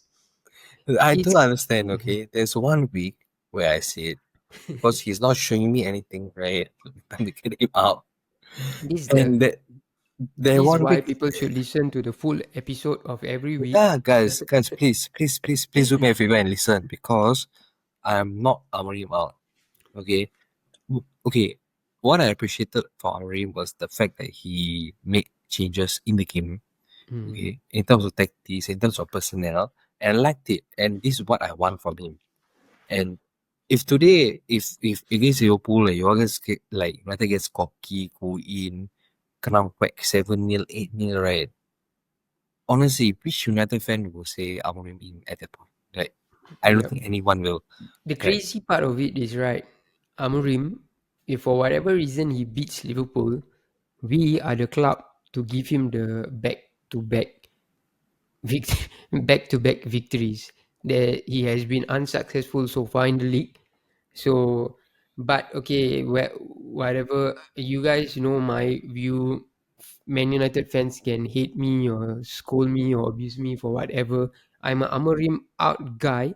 Here is a stat for you guys. He has 7 wins in the last 7 months, and this coming in the league. So you guys, 1 win per month kind of team. And out of the 7 wins, it's against 10 men, it's against newly promoted sides, or it has been relegated sides. So just because he's winning now doesn't mean. Oh, of course, I'm not asking you guys to say sack the manager or whatsoever, but you guys should. The eye test is there for us to see. So, do you think the Liverpool game will determine his job? Nope. I don't think so. You know why? Because Ineos has invested a bit too much in him to the point where it's their ego at play, right? Because Ineos just took over last year. Like they took over 1.5 years back, then they sacked Ten Hag.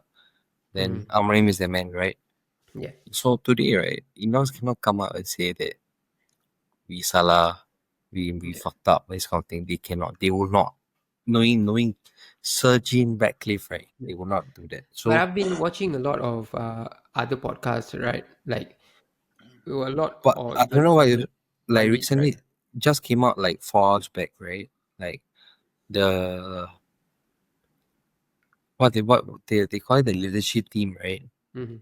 So Amarin had a talk with the leadership team, like this is what I received 4 hours back, lah. Then they were like, yeah, we want to support the manager and sort of thing. So here's the thing, right?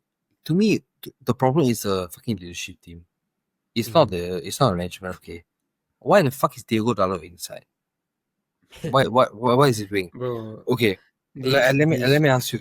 It is a big fucking problem to me because you are, if let's say we want to make a meme out of this, right? Okay, if you were to put Diego Dallo's brain in a horse, he'll bark, and that's madness.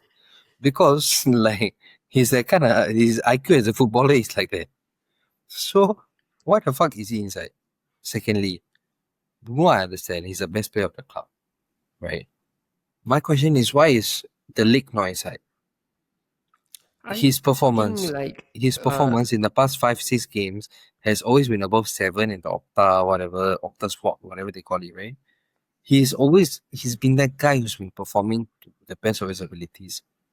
So to me, the problem is the leadership problem. It's a leadership team that is but then again it comes from the manager. Your leadership group will be determined by your manager. It's not like if like now if Amorim wants to get Delete in, he can get him in.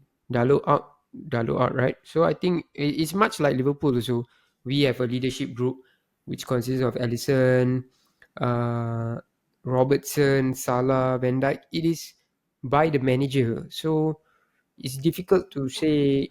So like I say, so at the end of the day, it's something that the manager chooses maybe. But with this Delic, right, I feel like he's a good defender. I've rated him, but for some reason, no, apart from Man United fans, right, I feel like nobody sort of rates him because the Dutch national team has not called him up, right? And even my when he question. goes to the Dutch team, he still doesn't start, which Who plays I above rate him? him. To me, it doesn't make sense. Like the person that starts above him doesn't make sense to me. The There's Dutch team. Van de Ven. Van So, der Ven, honestly, let me tell you something about Van der Ven, okay? bro, Let's you start. cannot get slander because of where you guys are and where they are. I'm not Van der Ven, right? Will be for 3 months, and after that 6 months he's injured. And that Even is Van der Ven what doesn't I've seen. start, for the Dutch club. For the Dutch national team, the No, he starting doesn't. is Van Dijk and Stefan De Uh, Vrij, I De think. Vrij, De Vrij, right? De Yeah, De Vrij, Vrij. yeah. And even But when that goes it's out, fucking done. It's already done. Lah. I don't understand why they are not starting they Van get de Ven Van or Van Hacker. But I've seen games whereby Delete plays with Van Dijk. It is not a good partnership. So I think that is why they will never drop Van Dijk. He's the captain. So that is why I believe they don't really get We have yeah. Timber also. And then they Deepa have is the best Hakim. right back in the world. Mm, do you guys think that? Uh, I think top he's the three lah. best. Top three. Mm. After I think. okay. Second, I think he's after going. Hakimi, he's the best. Oh yeah, Hakimi has to Hakimi. be After there. Hakimi, he's the best right back in the world, Mitran. Correct, I have to based on what we are seeing, right? I'm not Bro, saying let's give anything, some bro. credit. Based on what we're seeing, I Yeah. think that is not a very bad shout. Who else would you place above Timber? Like No, people no, give I'm Rodis. serious. In the I league, think I he's in think the he's league, the he's the best. best. Yeah, In the league, I feel he's the best. In the English Premier League. Overall, in the world, Hakimi lah. I think Hakimi But beats him other to than it. that, Premier Yeah. League, he's the best. I But 100% agree with it. He is the best. yeah, for Holland, Dumfries starts ahead I of think him. for like a So even Timber short can't get into the time, first level. I think it'll be very soon before the change Yeah. happen. Touching a bit on Sunderland, like earlier you mentioned, and my theory about Sunderland is no matter how good they are, and this is no disrespect to them, because I feel that 100% of the three teams that were promoted, they are definitely staying up. But these games will be too big for Sunderland. Like they will go to Anfield, they will go to Etihad, they will go to the Emirates, and no matter what their form was before the game, I feel they will go over and then lose the game Yeah. because I feel like it's too big a a, a game for them. Yeah, Push to but cross. Sunderland have been Yeah. brilliant before this, so I expect them to stay up. So we did the Man United prediction already. So let's see, Ismail, when we reconvene, one of us would have won. Actually, it could be a draw. So let's see what happened. So moving on to the next game, Brentford versus City. Brentford were at home, and it was a 1-0 victory to Man City. I think this game, when we were watching it, right? We were texting and all that. When Haaland scored in the 9th minute, I thought it's going to be like a foregone conclusion. I thought it's going to be like Massacre, 4-5. The FPL managers were all happy because a lot of us used Haaland as a captain, right? Uh, Before we dissect the game, Erling Haaland, guys, do you guys feel like it's went a notch higher this season as compared to the last? Because I'm seeing things that I did not see so much before. His defensive work in this game was crazy. There was a point in time whereby he drew a foul right outside their penalty box, and the City players went to like hug him, give him like a handshake. Mbappe or Haaland, who you guys? If you guys can pick one in your team, who are you guys? Mbappe, any fucking day. Mbappe, bro. Really? Any fucking day. Meet you? I think currently Haaland is playing his best football lah. Throughout his whole career. I think this is the best football he's played. He's extremely effective and he's Yeah. industrious as well. So it's not only all goals about Haaland. I like what Mehdi you said right in the group. You're saying that once Kevin De Bruyne left, Yeah. you were kind of skeptical whether Haaland will push on. But he has really gone up to another level and he's outright the best number 9 in the world. Very close with Harry Kane, but he's reached another level lah. Mm-hmm. But let's say, right, today, right, you honestly, for Arsenal, Mitran, if you had a choice between Haaland or Mbappe, who would you take? I'm thinking For Haaland. real. Yeah. For I'll take, real. I'm thinking I'll Haaland. take Yeah, Haaland. I'm thinking Haaland. Yeah. Mbappe is not Mbappe is a great player. Okay, he has had his great moments, taking nothing away. But I just think that for Arsenal, Haaland will suit us so And well. there's also the bit whereby we can say Mbappe, he Haaland is Premier League proven, and season after season after season, Haaland has done it. So and then when we thought that okay, there's no KDB, how is he going to turn out? So far, although it's just 7 games, it looks like in fact this has made him more hardworking, more industrious, like Mitran said, right? So I think uh, with what's going on, do you guys? They're not miles off. Do you guys feel they'll be there at the end of the season? Okay, for me, I go first. May I go first? Dance. There's no chance. Yeah, There's no go chance. You ahead, know bro. why? There's only one explanation because you see it this way. Haaland has been scoring this many goals for the last many games because Rodri was there. Let's just be Mm, fucking real, okay? Let's just be fucking real. Last season, when Rodri wasn't there, he wasn't doing all that yet. And now Rodri isn't there anymore. And it's the same thing. Let me tell you, the most important thing about City's core is Rodri. If he's mm-hmm, not there, right, it is a big miss of the core. And the whole thing falls apart, in my opinion. And I think, mm, right, the fact that Rodri was here for the last few games and Haaland has been going crazy, there has to be a correlation. Cannot be, there's no correlation. Those who play FPL, you guys know. Every time Rodri is in the Man City team, right, he'll go crazy. And that mm. is the effect of Rodri.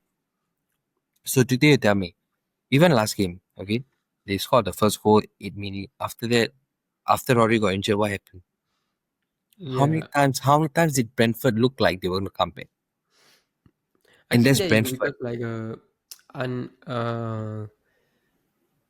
it's not like they were not prepared, but it just it happened in the game, and then of course I still feel that they do not have a adequate replacement, although they signed like Reinders and this Nico Gonzalez and all that, right? I don't feel like they are the right mold to do what Rodri does. So the minute they have to make a substitution, like I think it was what 30 minutes in the game, right? When Rodri got injured, I feel like their game plan went to shit a bit, and then Brentford got a bit more of the ball, but it's a problem whereby I think this ACL, right? It was a ACL injury, right? I think Yeah, it's too early for him to come back and to play a very pivotal role in the team. That's why I give, like, we were talking about it earlier, right? People were making memes of Van Dijk. People forgot that that guy had an ACL injury, came back, and still is an integral part of the Liverpool team. And at 34 years old, he won the league. So this ACL, City have to really prioritize this thing. Do they want a better Rodri, or do they want to rush him? Because if they want a better Rodri, they have to give him time. Although he took almost the whole of last season, right? And Yeah. then they got to let him take his time. But with that being said, a lot of credit has to be given to Brentford. There was a momentum shift after the Rodri injury, and the second half it was all on Brentford. They had like some Igor, right? Thiago, the guy in You front. got there. But boss, the question I want Igor to ask you Thiago. guys, right, is that moving forward, now there's no more Rodri, right? What happens? I have to ask you Hmm. guys this. There will be a drop off, lah. There will Landscape. inevitably be a The drop off landscape. if there's no more Rodri. But I think I don't Yeah, I think don't he'll think be this out for time around is long very because long. from what the reports say, it was a hamstring. Yeah, it's more of like a muscular thing, so it should be back. But the drop off is undeniable, lah. When with and without Rodri. The other guy I thought we should speak about is Donnarumma. Very very impressive. All the long Yeah. throws. Brentford is a set piece team, right? They work on a lot of set piece. Kit Andrews is a set piece coach also. So Donnarumma came out and he claimed all the balls. There was no spilling, no fumbling, nothing. And there was another point in the game when Igor One-on-one, Thiago was right? actually one-on-one with Donnarumma. And I was thinking, if it was Edison, Edison's a great keeper, lah. But if it's Edison or those ball playing Okay. keepers, right? They usually rush out of their line, they clamp onto the player and they give away something silly. Donnarumma just stood his ground, made himself big, and the guy couldn't score. So I think Donnarumma is a huge, huge addition to City. And to be honest, I initially I think when I first came on the show, I said that I don't see them being title Mhm. rivals or whatsoever. But over the last 2-3 weeks, they have really shown a vein of form that makes me think that they might be a threat. Like and they still have a couple more gears to go Mhm. up. But contrary to what you said, right? Like I agree, it was a great save by Donnarumma, but there were also shaky moments from him, which was exactly what people were Mm. talking about. Donnarumma not being the type of Man City goalkeeper. I remember delayed one. He delayed a clearance that could have easily went into and then he also made some weird basketball kind of push back into when the ball could have just went out. For I don't know what he was doing. So there will be bigger tests. But shout outs to a few Brentford players. I thought Kelleher, my boy, had a Bro, good how do you game. say his first name? Quivin Kelleher. Quivin. Because they What? always call him Quiv.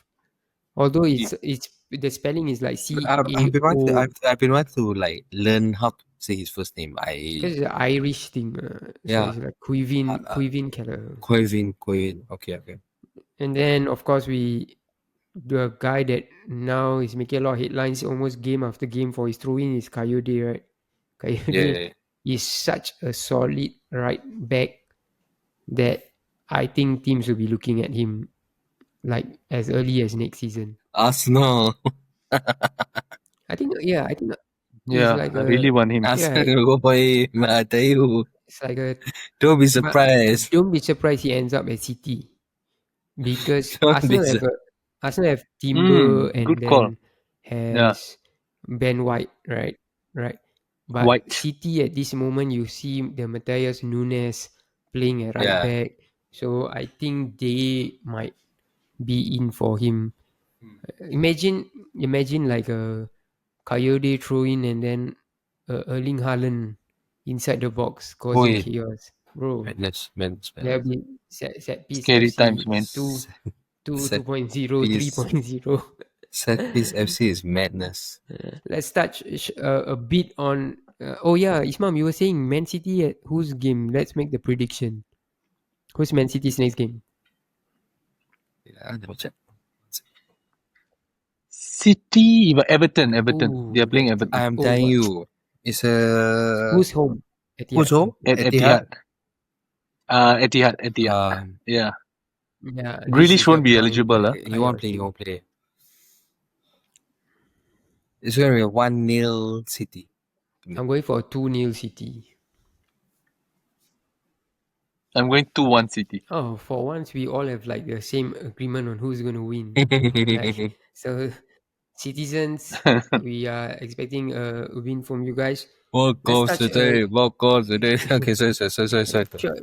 short bit on the Leeds versus Spurs game.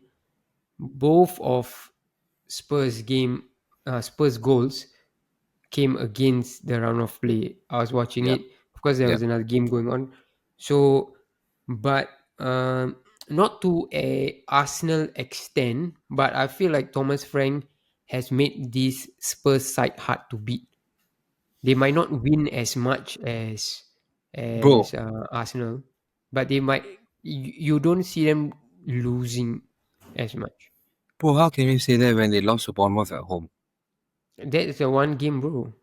It was like what one One But game. off. the There's a one. bro, There's a but one. honestly, like the sample size Yeah. is so low to the point. Honestly, Bro, I feel even in the small sample size, Liverpool have lost 2 games. We have to give credit whereby it's defensively. We know this is what Thomas Frank can bring to the team. Like you move on from Ange, they have good players. Of course, like every week when we dissect a Spurs game, we think that Van der Ven and Romero will not be fit throughout Yeah. the season, right? Yeah. But when all of them are available, I feel that they will be a very resolute side. And that by losing just one game, and Bournemouth at this point of time can beat anybody.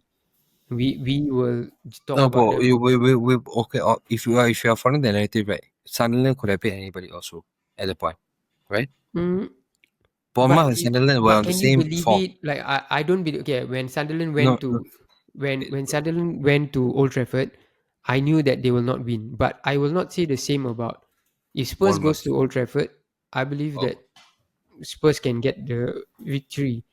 But I think a lot of credit needs to be given. Although, Uh, like you guys are not, I'm not saying that they are world beaters. I'm saying that they are hard to beat. They're not going to win the title for sure, yeah. but they're no, going to get bro. like the Honestly, draws. to me, Spurs, right, at the end of the day, right, they are very, very like dependent on how they feel like at the day kind of team. If they want to be you, Yeah. they'll be you. It's that's what I Actually, feel. to be honest, right, guys, I feel this. I agree with Maddie. No matter how much I don't dislike them, but there has been a shift in the way the games are being Mm. approached at Tottenham Hotspur recently. Since Thomas Frank took over, he has instilled a defensive structure. So if you notice, right, compared to when Handsball. Ange was there, now they don't really concede goals. You know, so like for example, the Wolves game, right, they were not at Mm. it at all, but they only conceded one, which gave them a chance to get an equalizer right at the end. Same thing against Leeds. Leeds were huffing and puffing, but just could not bring the house down. So it gave them a chance to get the goals, and they got the 3 points. So I just think Spurs are much more resolute defensively, and that one is down to Thomas Frank. He has Thomas instilled Frank it engine. in the Spurs team, and the Choo-choo. the choo engine. Choo But I think choo. touching a bit about this game, I think Choo. Xavi Simons had his best game in a Spurs shirt thing in this game. Kudus also scored, and one fact that I found out: Yeah, FPL. Yeah. only Erling Haaland and Semenyo have more goal involvements than Kudus this season. So that shows, yeah. I Really? was like quite What the stunned. hell? Yeah, so that shows Wow. how remarkable of a signing. You imagine the players that have been brought into this league. I Like tell you you what's the have worst part. Okay, let me tell you the worst part. Okay, what you so wanted Kudus. Ten Hag had Mm-hmm. choice between Kudus and Anthony. Guess who he chose? Anthony, Yes, and the Anthony the rest is goat. history. Okay, the rest is history. So I cannot understand. But What I read the guy. I read the guy. Kudus, I right? read Kudus. The I read fact that Kudus. we all have him, I'm not sure about me and his mom have him in FPL and FPL. One other, I I yeah, I, you I already had him, removed. but I removed him. Because he like now, okay, now it will make sense, because if we are talking, he has the most goal, third most goal involvement, right? That means he's doing something Yeah, right. Because yeah. I feel the reason why I also say that Spurs are resolute, Yeah. right?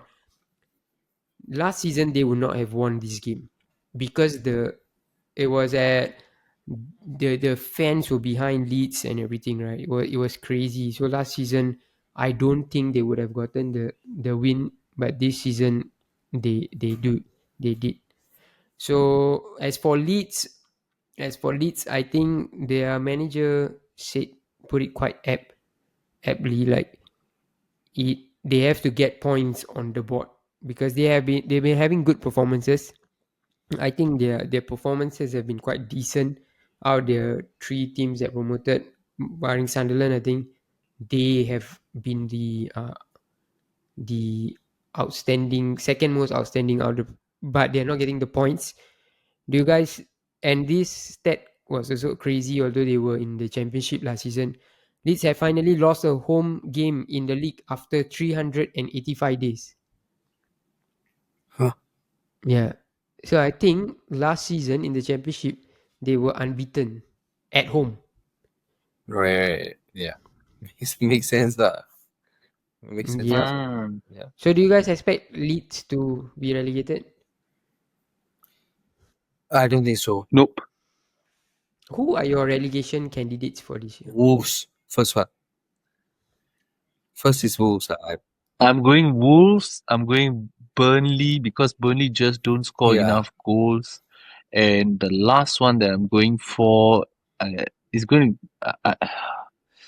tough one, man. I'm gonna go West Ham, maybe, Really? West Ham. Wow, I don't know. if West The Ham last one go is out, up for right, it's grab. going to be like a sale, bro. The amount of players they have and Okay, teams they have. Yeah. for me We it's have Wolves. Mm-hmm. I think Nottingham is going down again. Forest going down. Forest going. Oh Oh, yeah, entry. Nottingham. I think it's Forest. If they stick to Edge, they win. They win the second league game. Whatever fuck and shit that he does, right? Second season he wins all the fuck shit, right? They're gonna win in the championship. And the last one is probably Burnley. Yeah, for me. Burnley. Yeah, I think Burnley are down. Burnley, Forest, Wolves are gonna go down for me. Hmm. I feel Leeds will be going down. I feel like it's going to be Burnley, Leeds, and Wolves for me. No, Leeds has to stay out so we can get So we all got Burnley and Yep. Wolves. Leeds has to stay out so we can get Mr. Cal in the Oh yeah, Mr. some Calvader in Leeds the in the in the in the in the chat. Leeds United fans. So we just quickly touch on some of the other standout results. Bournemouth won again against Fulham, 3-1. They were a goal down, and then Semenyo, Semenyo scored this wonderful mazy run, and then got the equalizer, and hmm. then thereafter they won. You know, previously before Mbeumo got signed on to Man United, right? My pick to replace Salah was Mbeumo, and then now my pick to replace Salah is Semenyo. I think I saw just today I saw that Bournemouth, but of course this might be rumours at the end of the day. Bournemouth might be willing to let him go, but again he will be another 100 mil player because he also signed Good a M, yeah. contract with them recently, right? So shout outs to Anthony Irola, my man. If ever Liverpool sack Arne Slot, right? This is the man, man. This is the man. But of course, Liverpool fans stop asking for Slot to be sacked. Hey, but Another bro, good. I tell you something. Mm. This Iriola, right? They are from the same cloth as Arteta. They are from the same. Mm. They're in the same academy. They Yeah, brought the same. They're same friends, way. right?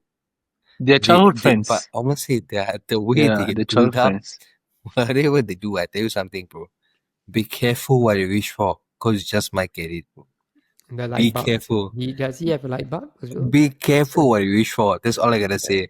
I have nothing Yeah. else to say. Be careful what you wish for. Honestly, really. And moving on, the next game, Newcastle 2, Forest 0. Another defeat for Big Ange. I don't know how many games has he lost now. 7, 6. No, he has lost Yeah, seven so he, games. He has won. He has yeah, lost Not 5, one. yeah, draw 2. lost, Oh, lost 5, draw 2. yeah, he has Not looking good, drawn man. But two, he, yeah, correct. So, yeah, Five but two.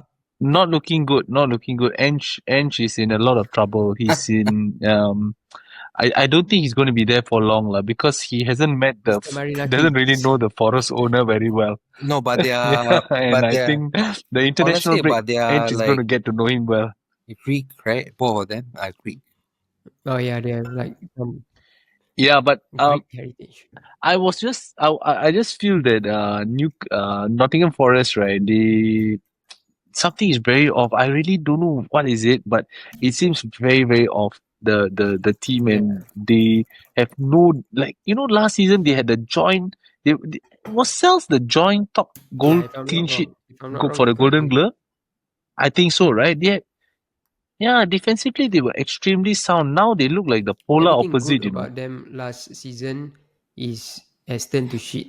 They should Is have. They should have never Yeah, correct. sacked Nuno, but that's an ego thing. But it's a good win for Newcastle. I saw the Walter Made penalty was top bins What do you until guys still feel end. about it? It's fucking beautiful. It Right, was it's so like nice. even if the keeper dived the right way, Doesn't matter where you then dive. Doesn't matter where right. you dive. Yeah, it So was so beautiful. so it's a Yeah. good win. So Top Newcastle penalty. finally, I think they were 15th before this, and then Where uh, they now? I'm not. very sure, but nowhere high or important lah. I think they are, I Yeah. think ninth or Let me 10th. check. They are at 11 below. But they also have had a Okay, tough Yeah. okay. run of fixtures, They are one Newcastle. point below United. Yeah. That's all I Yeah. heard. And where 11th? Yeah, United is at 10th. So they are page 2 when you It's put a 10 teams. scholar. It's a scholar FC lah, basically. Scroll, So it's a scroll scroll down. down FC. Wow. So you have to. Okay, I tell you what. If you guys have an iPhone 15, you cannot because you must go to the Apple store, buy an Apple 15 Pro Max, and then you go like you press this right. Cannot see, cannot see. Can we guys can we clip this up? Like, can we just clip No, this no. this Please do part not up? clip me up. Don't Just clip me clip up for it the up, wrong things, please. okay? So here's the thing, okay? So you all like go to Apple Store or buy whatever, and then you all want to go to your live score, right? Like how come how Ladies come and gentlemen, this is the Yeah, effect of 3 3 points. points on a Manchester Before United. that, how there come would have first been second page FC also. how come first page don't have like it's a worry to me lah as a brother to you. It's a worry like it's a joke How come don't have right? So okay lah. Look at imagine the 3 points. Just imagine me if they're at the top of the table, how bad this will be for all of us. I wouldn't want to imagine At that. I 10, wouldn't at want to 10. Bro, imagine that. The last game that they talk about beat was Everton beat Palace. So Crystal Palace unbeaten run of, Oh my was it goodness, 19 game? I'm depressed because of that. Because have you updated the bio? Have you guys updated the bio? Which bro? Do you know, do you know which what is bio that? lah? So okay, so basically what Crystal Palace did was in the midweek they actually beat the Dynamo Cave, if I'm not wrong, Dynamo Cave in the Europa Conference League. And after the game, the Crystal Palace Twitter admin actually went to update the bio and said undefeated in 17 games.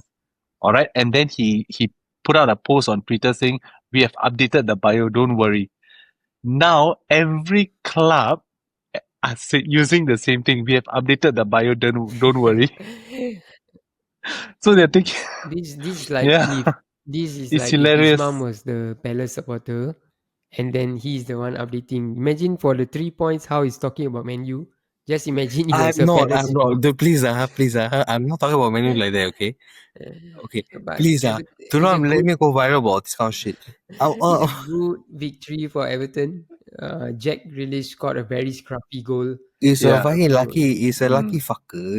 He yeah, like it was a lucky goal, but you only score the chances that you take, right? If you're it's in there, If front you're of you, there. right? You if you're, you Yeah. only win the games that's in front of you, right? Yeah. So you right, why cannot? Why is And United right? We cannot receive the same treatment. That's what I'm asking. You know what I mean? Like you can only beat the team that's in front of you. Like you know what I mean? Like okay. it's so unfair. You know? Understand? but for Everton to beat Look, Palace is for massive yeah. because not so many teams have failed to unlock in that unbeaten run, right? It includes teams like Liverpool, it includes teams like Man City. I'm sure Man U is in there somewhere, No, it's right? not. Not yet. Not yet. Right. Arsenal also. Right. Arsenal also. In two So weeks you time, in 2 weeks time we are there, but not yet. Not yet. no, but as in what I meant is it's spanning from last season. It's Ah, last season, then the Yeah. Carabao and all. So they've been a very difficult team to beat. So I'm glad they've been beaten. So now we don't have a unbeaten team. Especially no offense to Crystal Palace fans, but when you post you are unbeaten X number of games, the defeat is just a game away or something like that. So calm down, man. bro. Anyways, talking about coming. Talking And about sorry, Everton. talking about coming down. Matt, show me your jersey, bro. I fucking love what are you wearing, bro? Show it to me. FC Palestina. FC Palestina. My Oh, nice. boy. Rapping. Rap We rap rap on it. we Rap it. rapping on important day in history. So with that we've come to the end of the Premier League roundup segments. But As usual, we're gonna find out a few things from. Let's see if we are all the same. Goal of the week. Who will you give it to? Oh. For me, very simple. Caicedo. Gotta give it to the fella lah. Wonder Strike. Meet yours. Hmm. Same. Caicedo as well. My Has goal to of be the lah. week. Semenyo's first goal. That mazy run and then the tight angle to beat Leno when nobody thought, as in, I'm not being bitter because Caicedo scored against us. I just feel like there's a lot of technicality to it, although Caicedo was a wonder strike. Your player of the week. My player of the week is going to be Haaland. Erling Haaland. Um, yeah, Erling Haaland. I think like what I said earlier lah, he has got up to another level, and the goal that he scored was all of what you're looking for in a number 9: pace, strength, power, accuracy. It was very nice. So for me, it's Erling Haaland. Ishos. Oh, boys. Like, I think it has to be. Lemons. Because he saved a few. I'm trying to think. Okay, you go first. I'm trying to think. My player of the week this week has to be. I would give it to Caicedo, the one that I didn't give it earlier, right? Because I thought it was brilliant defensively. He got a goal. Caicedo is, to me, at this point of time, one of the top CDMs in world football, if you can call it that way. So, is yours? I think for me, I have to be a bit biased. I have to go for Mason Mount. Mm, Mason Mount because you see, like Yeah, shout. he came from the place where all United fans were saying like why you deserve the number 7 and all this kind of thing, mm, and to the place where he is right now, right? To me, he's one of the most essential part of the United first team, mm. and I think he deserves it lah. Yeah. All right, your team of the week. My team of the week, I'll go first. My team of the week this week is Brentford because although they were the losing team, like at the beginning of the season, I thought they were in for a shot for relegation, and then the way they just packed back City to their own half was amazing. So I'll just give it to them.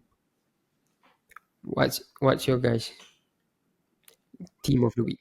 Mine is going to be mine I have to go for my boys lah, Chelsea. Up the Chelsea. Um, they I have to give it up to them because they had 2 losses on the bounce, and then they turned up at Stamford Bridge with a depleted squad, with a makeshift back four, and Maresca really tactically got it all spot on. So, and beating Liverpool is not easy, no matter what you say. So for me, it's going to be Chelsea. Ish. Ish. Guys, can you all tell? I couldn't hear whatever you just said just now, so I took out my earpiece. Your team of the week. My team of the week has to be wait, let me think 1 second. Has to be Chelsea. Chelsea. Yeah. Up the Chelsea. Up the child. Keep the blue. What's the thing? Mitron? Keep the blue flag flying high. KTPH. Keep the blue flag flying high. KTPH, yeah, hospital. Then finally, your Ballon d'Or of the week. My Ballon d'Or, I'm going to give it, as much as it hurts me, to Arne Slot for failing in not even in like picking 11. I lost it when both teams could have won. His substitution was bringing in Endo. Chiesa has been at the top of his form, and he refused to bring him on, like to replace Gakpo or Salah who were ineffective. Not only that, maybe he tried to back the players. In the post conference, he doubled down that Gakpo and Salah had fantastic games. So how can he bring KSL on?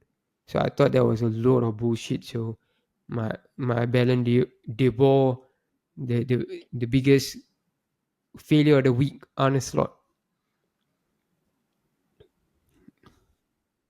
Mine is 0 wins, 0 clean sheets, 7 games, Ange Postecoglou.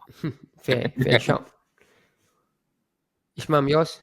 The first Actually, it's the 007 same, manager. bro. Like to me, it's the same because like, Ange, I can't believe he won the Europa League against us. To the life of me, I cannot believe this happened. But you asking me, was Ballon d'Or 100% him? What the fuck is going on at Forest? Like honestly, like think about it. Like it's a fucking joke. There's a joke thing in it. It's But mad. he doesn't seem phased. I think after Uh, after so the game, they asked him about is he feeling the pressure or how come this is so bad. His answer was, "Your parents went through hard things as hey, well, my right?" parents also It, go through fucking hardship. Okay, shut the fuck up. yeah, so Okay, that's what he relax. said. So your parents went through hard things. Why? My parents never go through hardship. Okay, this is the fucking biggest bullshit that he's gone through, and he's so fucking lucky, right? Because he was fucking Ruben Amorim with United. They won, that he won the fucking Europa. Okay, Bro, it's a fucking he shit. still has that one Europa title over your Ruben Amorim, bro. So at the moment, That's fine, but that's fine. So who is it? so Relegation? that's why is he saying? So that's why he's saying your parents also went through some tough times, right? Did they give up? No. He said why? He said why is it that people are making going through a tough time No, seems like no, the end of you the must world? understand. I'm giving up on you. Okay, your father, mother give up on you. I don't give a fuck. My Just parent like divorce is him. a Fucking lot of okay. Forest I'm fans and giving up on you because you're a piece of Mr. shit. That's it. Marinakis is going to give up also. That's it. So Nothing the else. final thing that we just go through is the FPL league. Ishmam, can you check your phone? Is there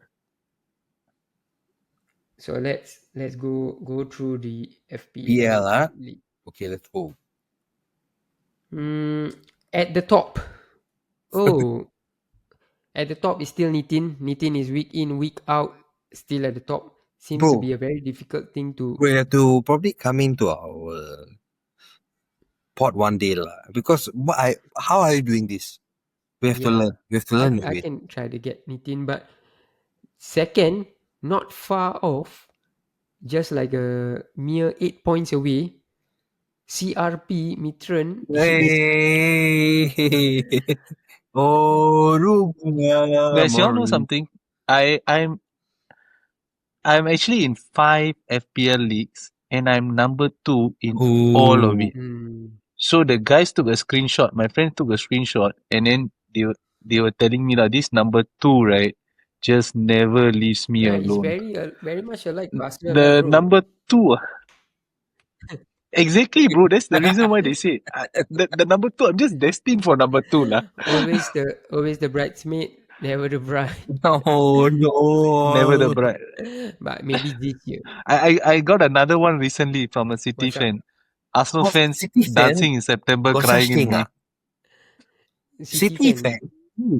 One of my friends, Please, yeah, he came and fan is told me, someone to me. standard, you're dancing in September and you're going to be crying in May. That is very bold coming from the City fans, What the especially fuck is a given the City season fan? that you guys might have. But at third place, we have my guy Murali. Really, hey, shout out. Him and Nitin seem to be in the top three Yeah, always, like all the time. So Yeah, now let's most of the go time. through our own. We have covered Yeah. Okay, let's mid. okay. Let's Mid is at number two. number four. It's my friend Number Brandon four. Cole. What the hell, man? Now I'm a Pretty believer. impressive form, yeah, boy. Mr. Brandon, shout out to you. Now I'm a believer. You Mr. guys, Now I'm a believer because he's a United fan. He thought we were gonna get believer, bro. But love it. but all these guys have broke the 400 Shout out point to you. mark. So I'm at number 9, 2 points away from 400. Ismam has climbed up a few positions. Yeah. Okay, He's now at 20. let me just like be open about it, right? I've climbed up 9 positions, okay, in 2 weeks. So gotta shout out to myself lah. 372 points, 9 positions. It's not easy, Both. It's not easy. By the way, Mr. Hiker, okay? Mr. Hiker has got 2 position below me. Oh, he's like 4 points away from you guys. Oh, But it's a madness because our it, league now is 29 players. Yeah, 29 players. So guys, if you guys want to join our odd league, we are still open. We will share for 2 more the months. For 2 the more months. Yeah. the code After that, we're done. in our IG story. If Yeah. you end at the top of our league, we will get you your team's next season jersey. At the moment, it seems like we'll be buying the next year's Spurs jersey because Who does Nitin support? Spurs. Nitin is a Spurs fan. So looks like we got Oh, Spurs. wow. All right, man. Come on, you Spurs. Come on, Spurs. With that, we've come to the end of Gameweek 7's roundup. It's been a pleasure, boys. We miss Heikel, and so Michael, I miss you, brother. Come back. we will have him back. Do not worry when we round up Liverpool versus Man United. It's going to be a blockbuster. We promise you we'll be back after the international break. So do not forget to subscribe to our channel. You can listen to us on Spotify as well. We are on YouTube if you like to watch the video. And you can follow us on all our social media platforms on Instagram and on TikTok at the.odd.set. So with that said, it's been a great episode. It's almost 3 a.m. in the morning. That's how dedicated we are to doing this. My name is Maddie. I'll see you guys in Game Week 8's roundup. You guys not gonna. You guys Ciao, are so guys. sleepy that you guys never forgot to. No, I was like, say I'm goodbye. Ish. Oh, All right, man. ciao, guys. Glory, Mithran glory. signing off. Okay, sorry. The Blue Eagle will be the devil during the next show. I promise. Hopefully, you better keep your words. The guys are watching. All right, guys. Peace. Okay. Ciao.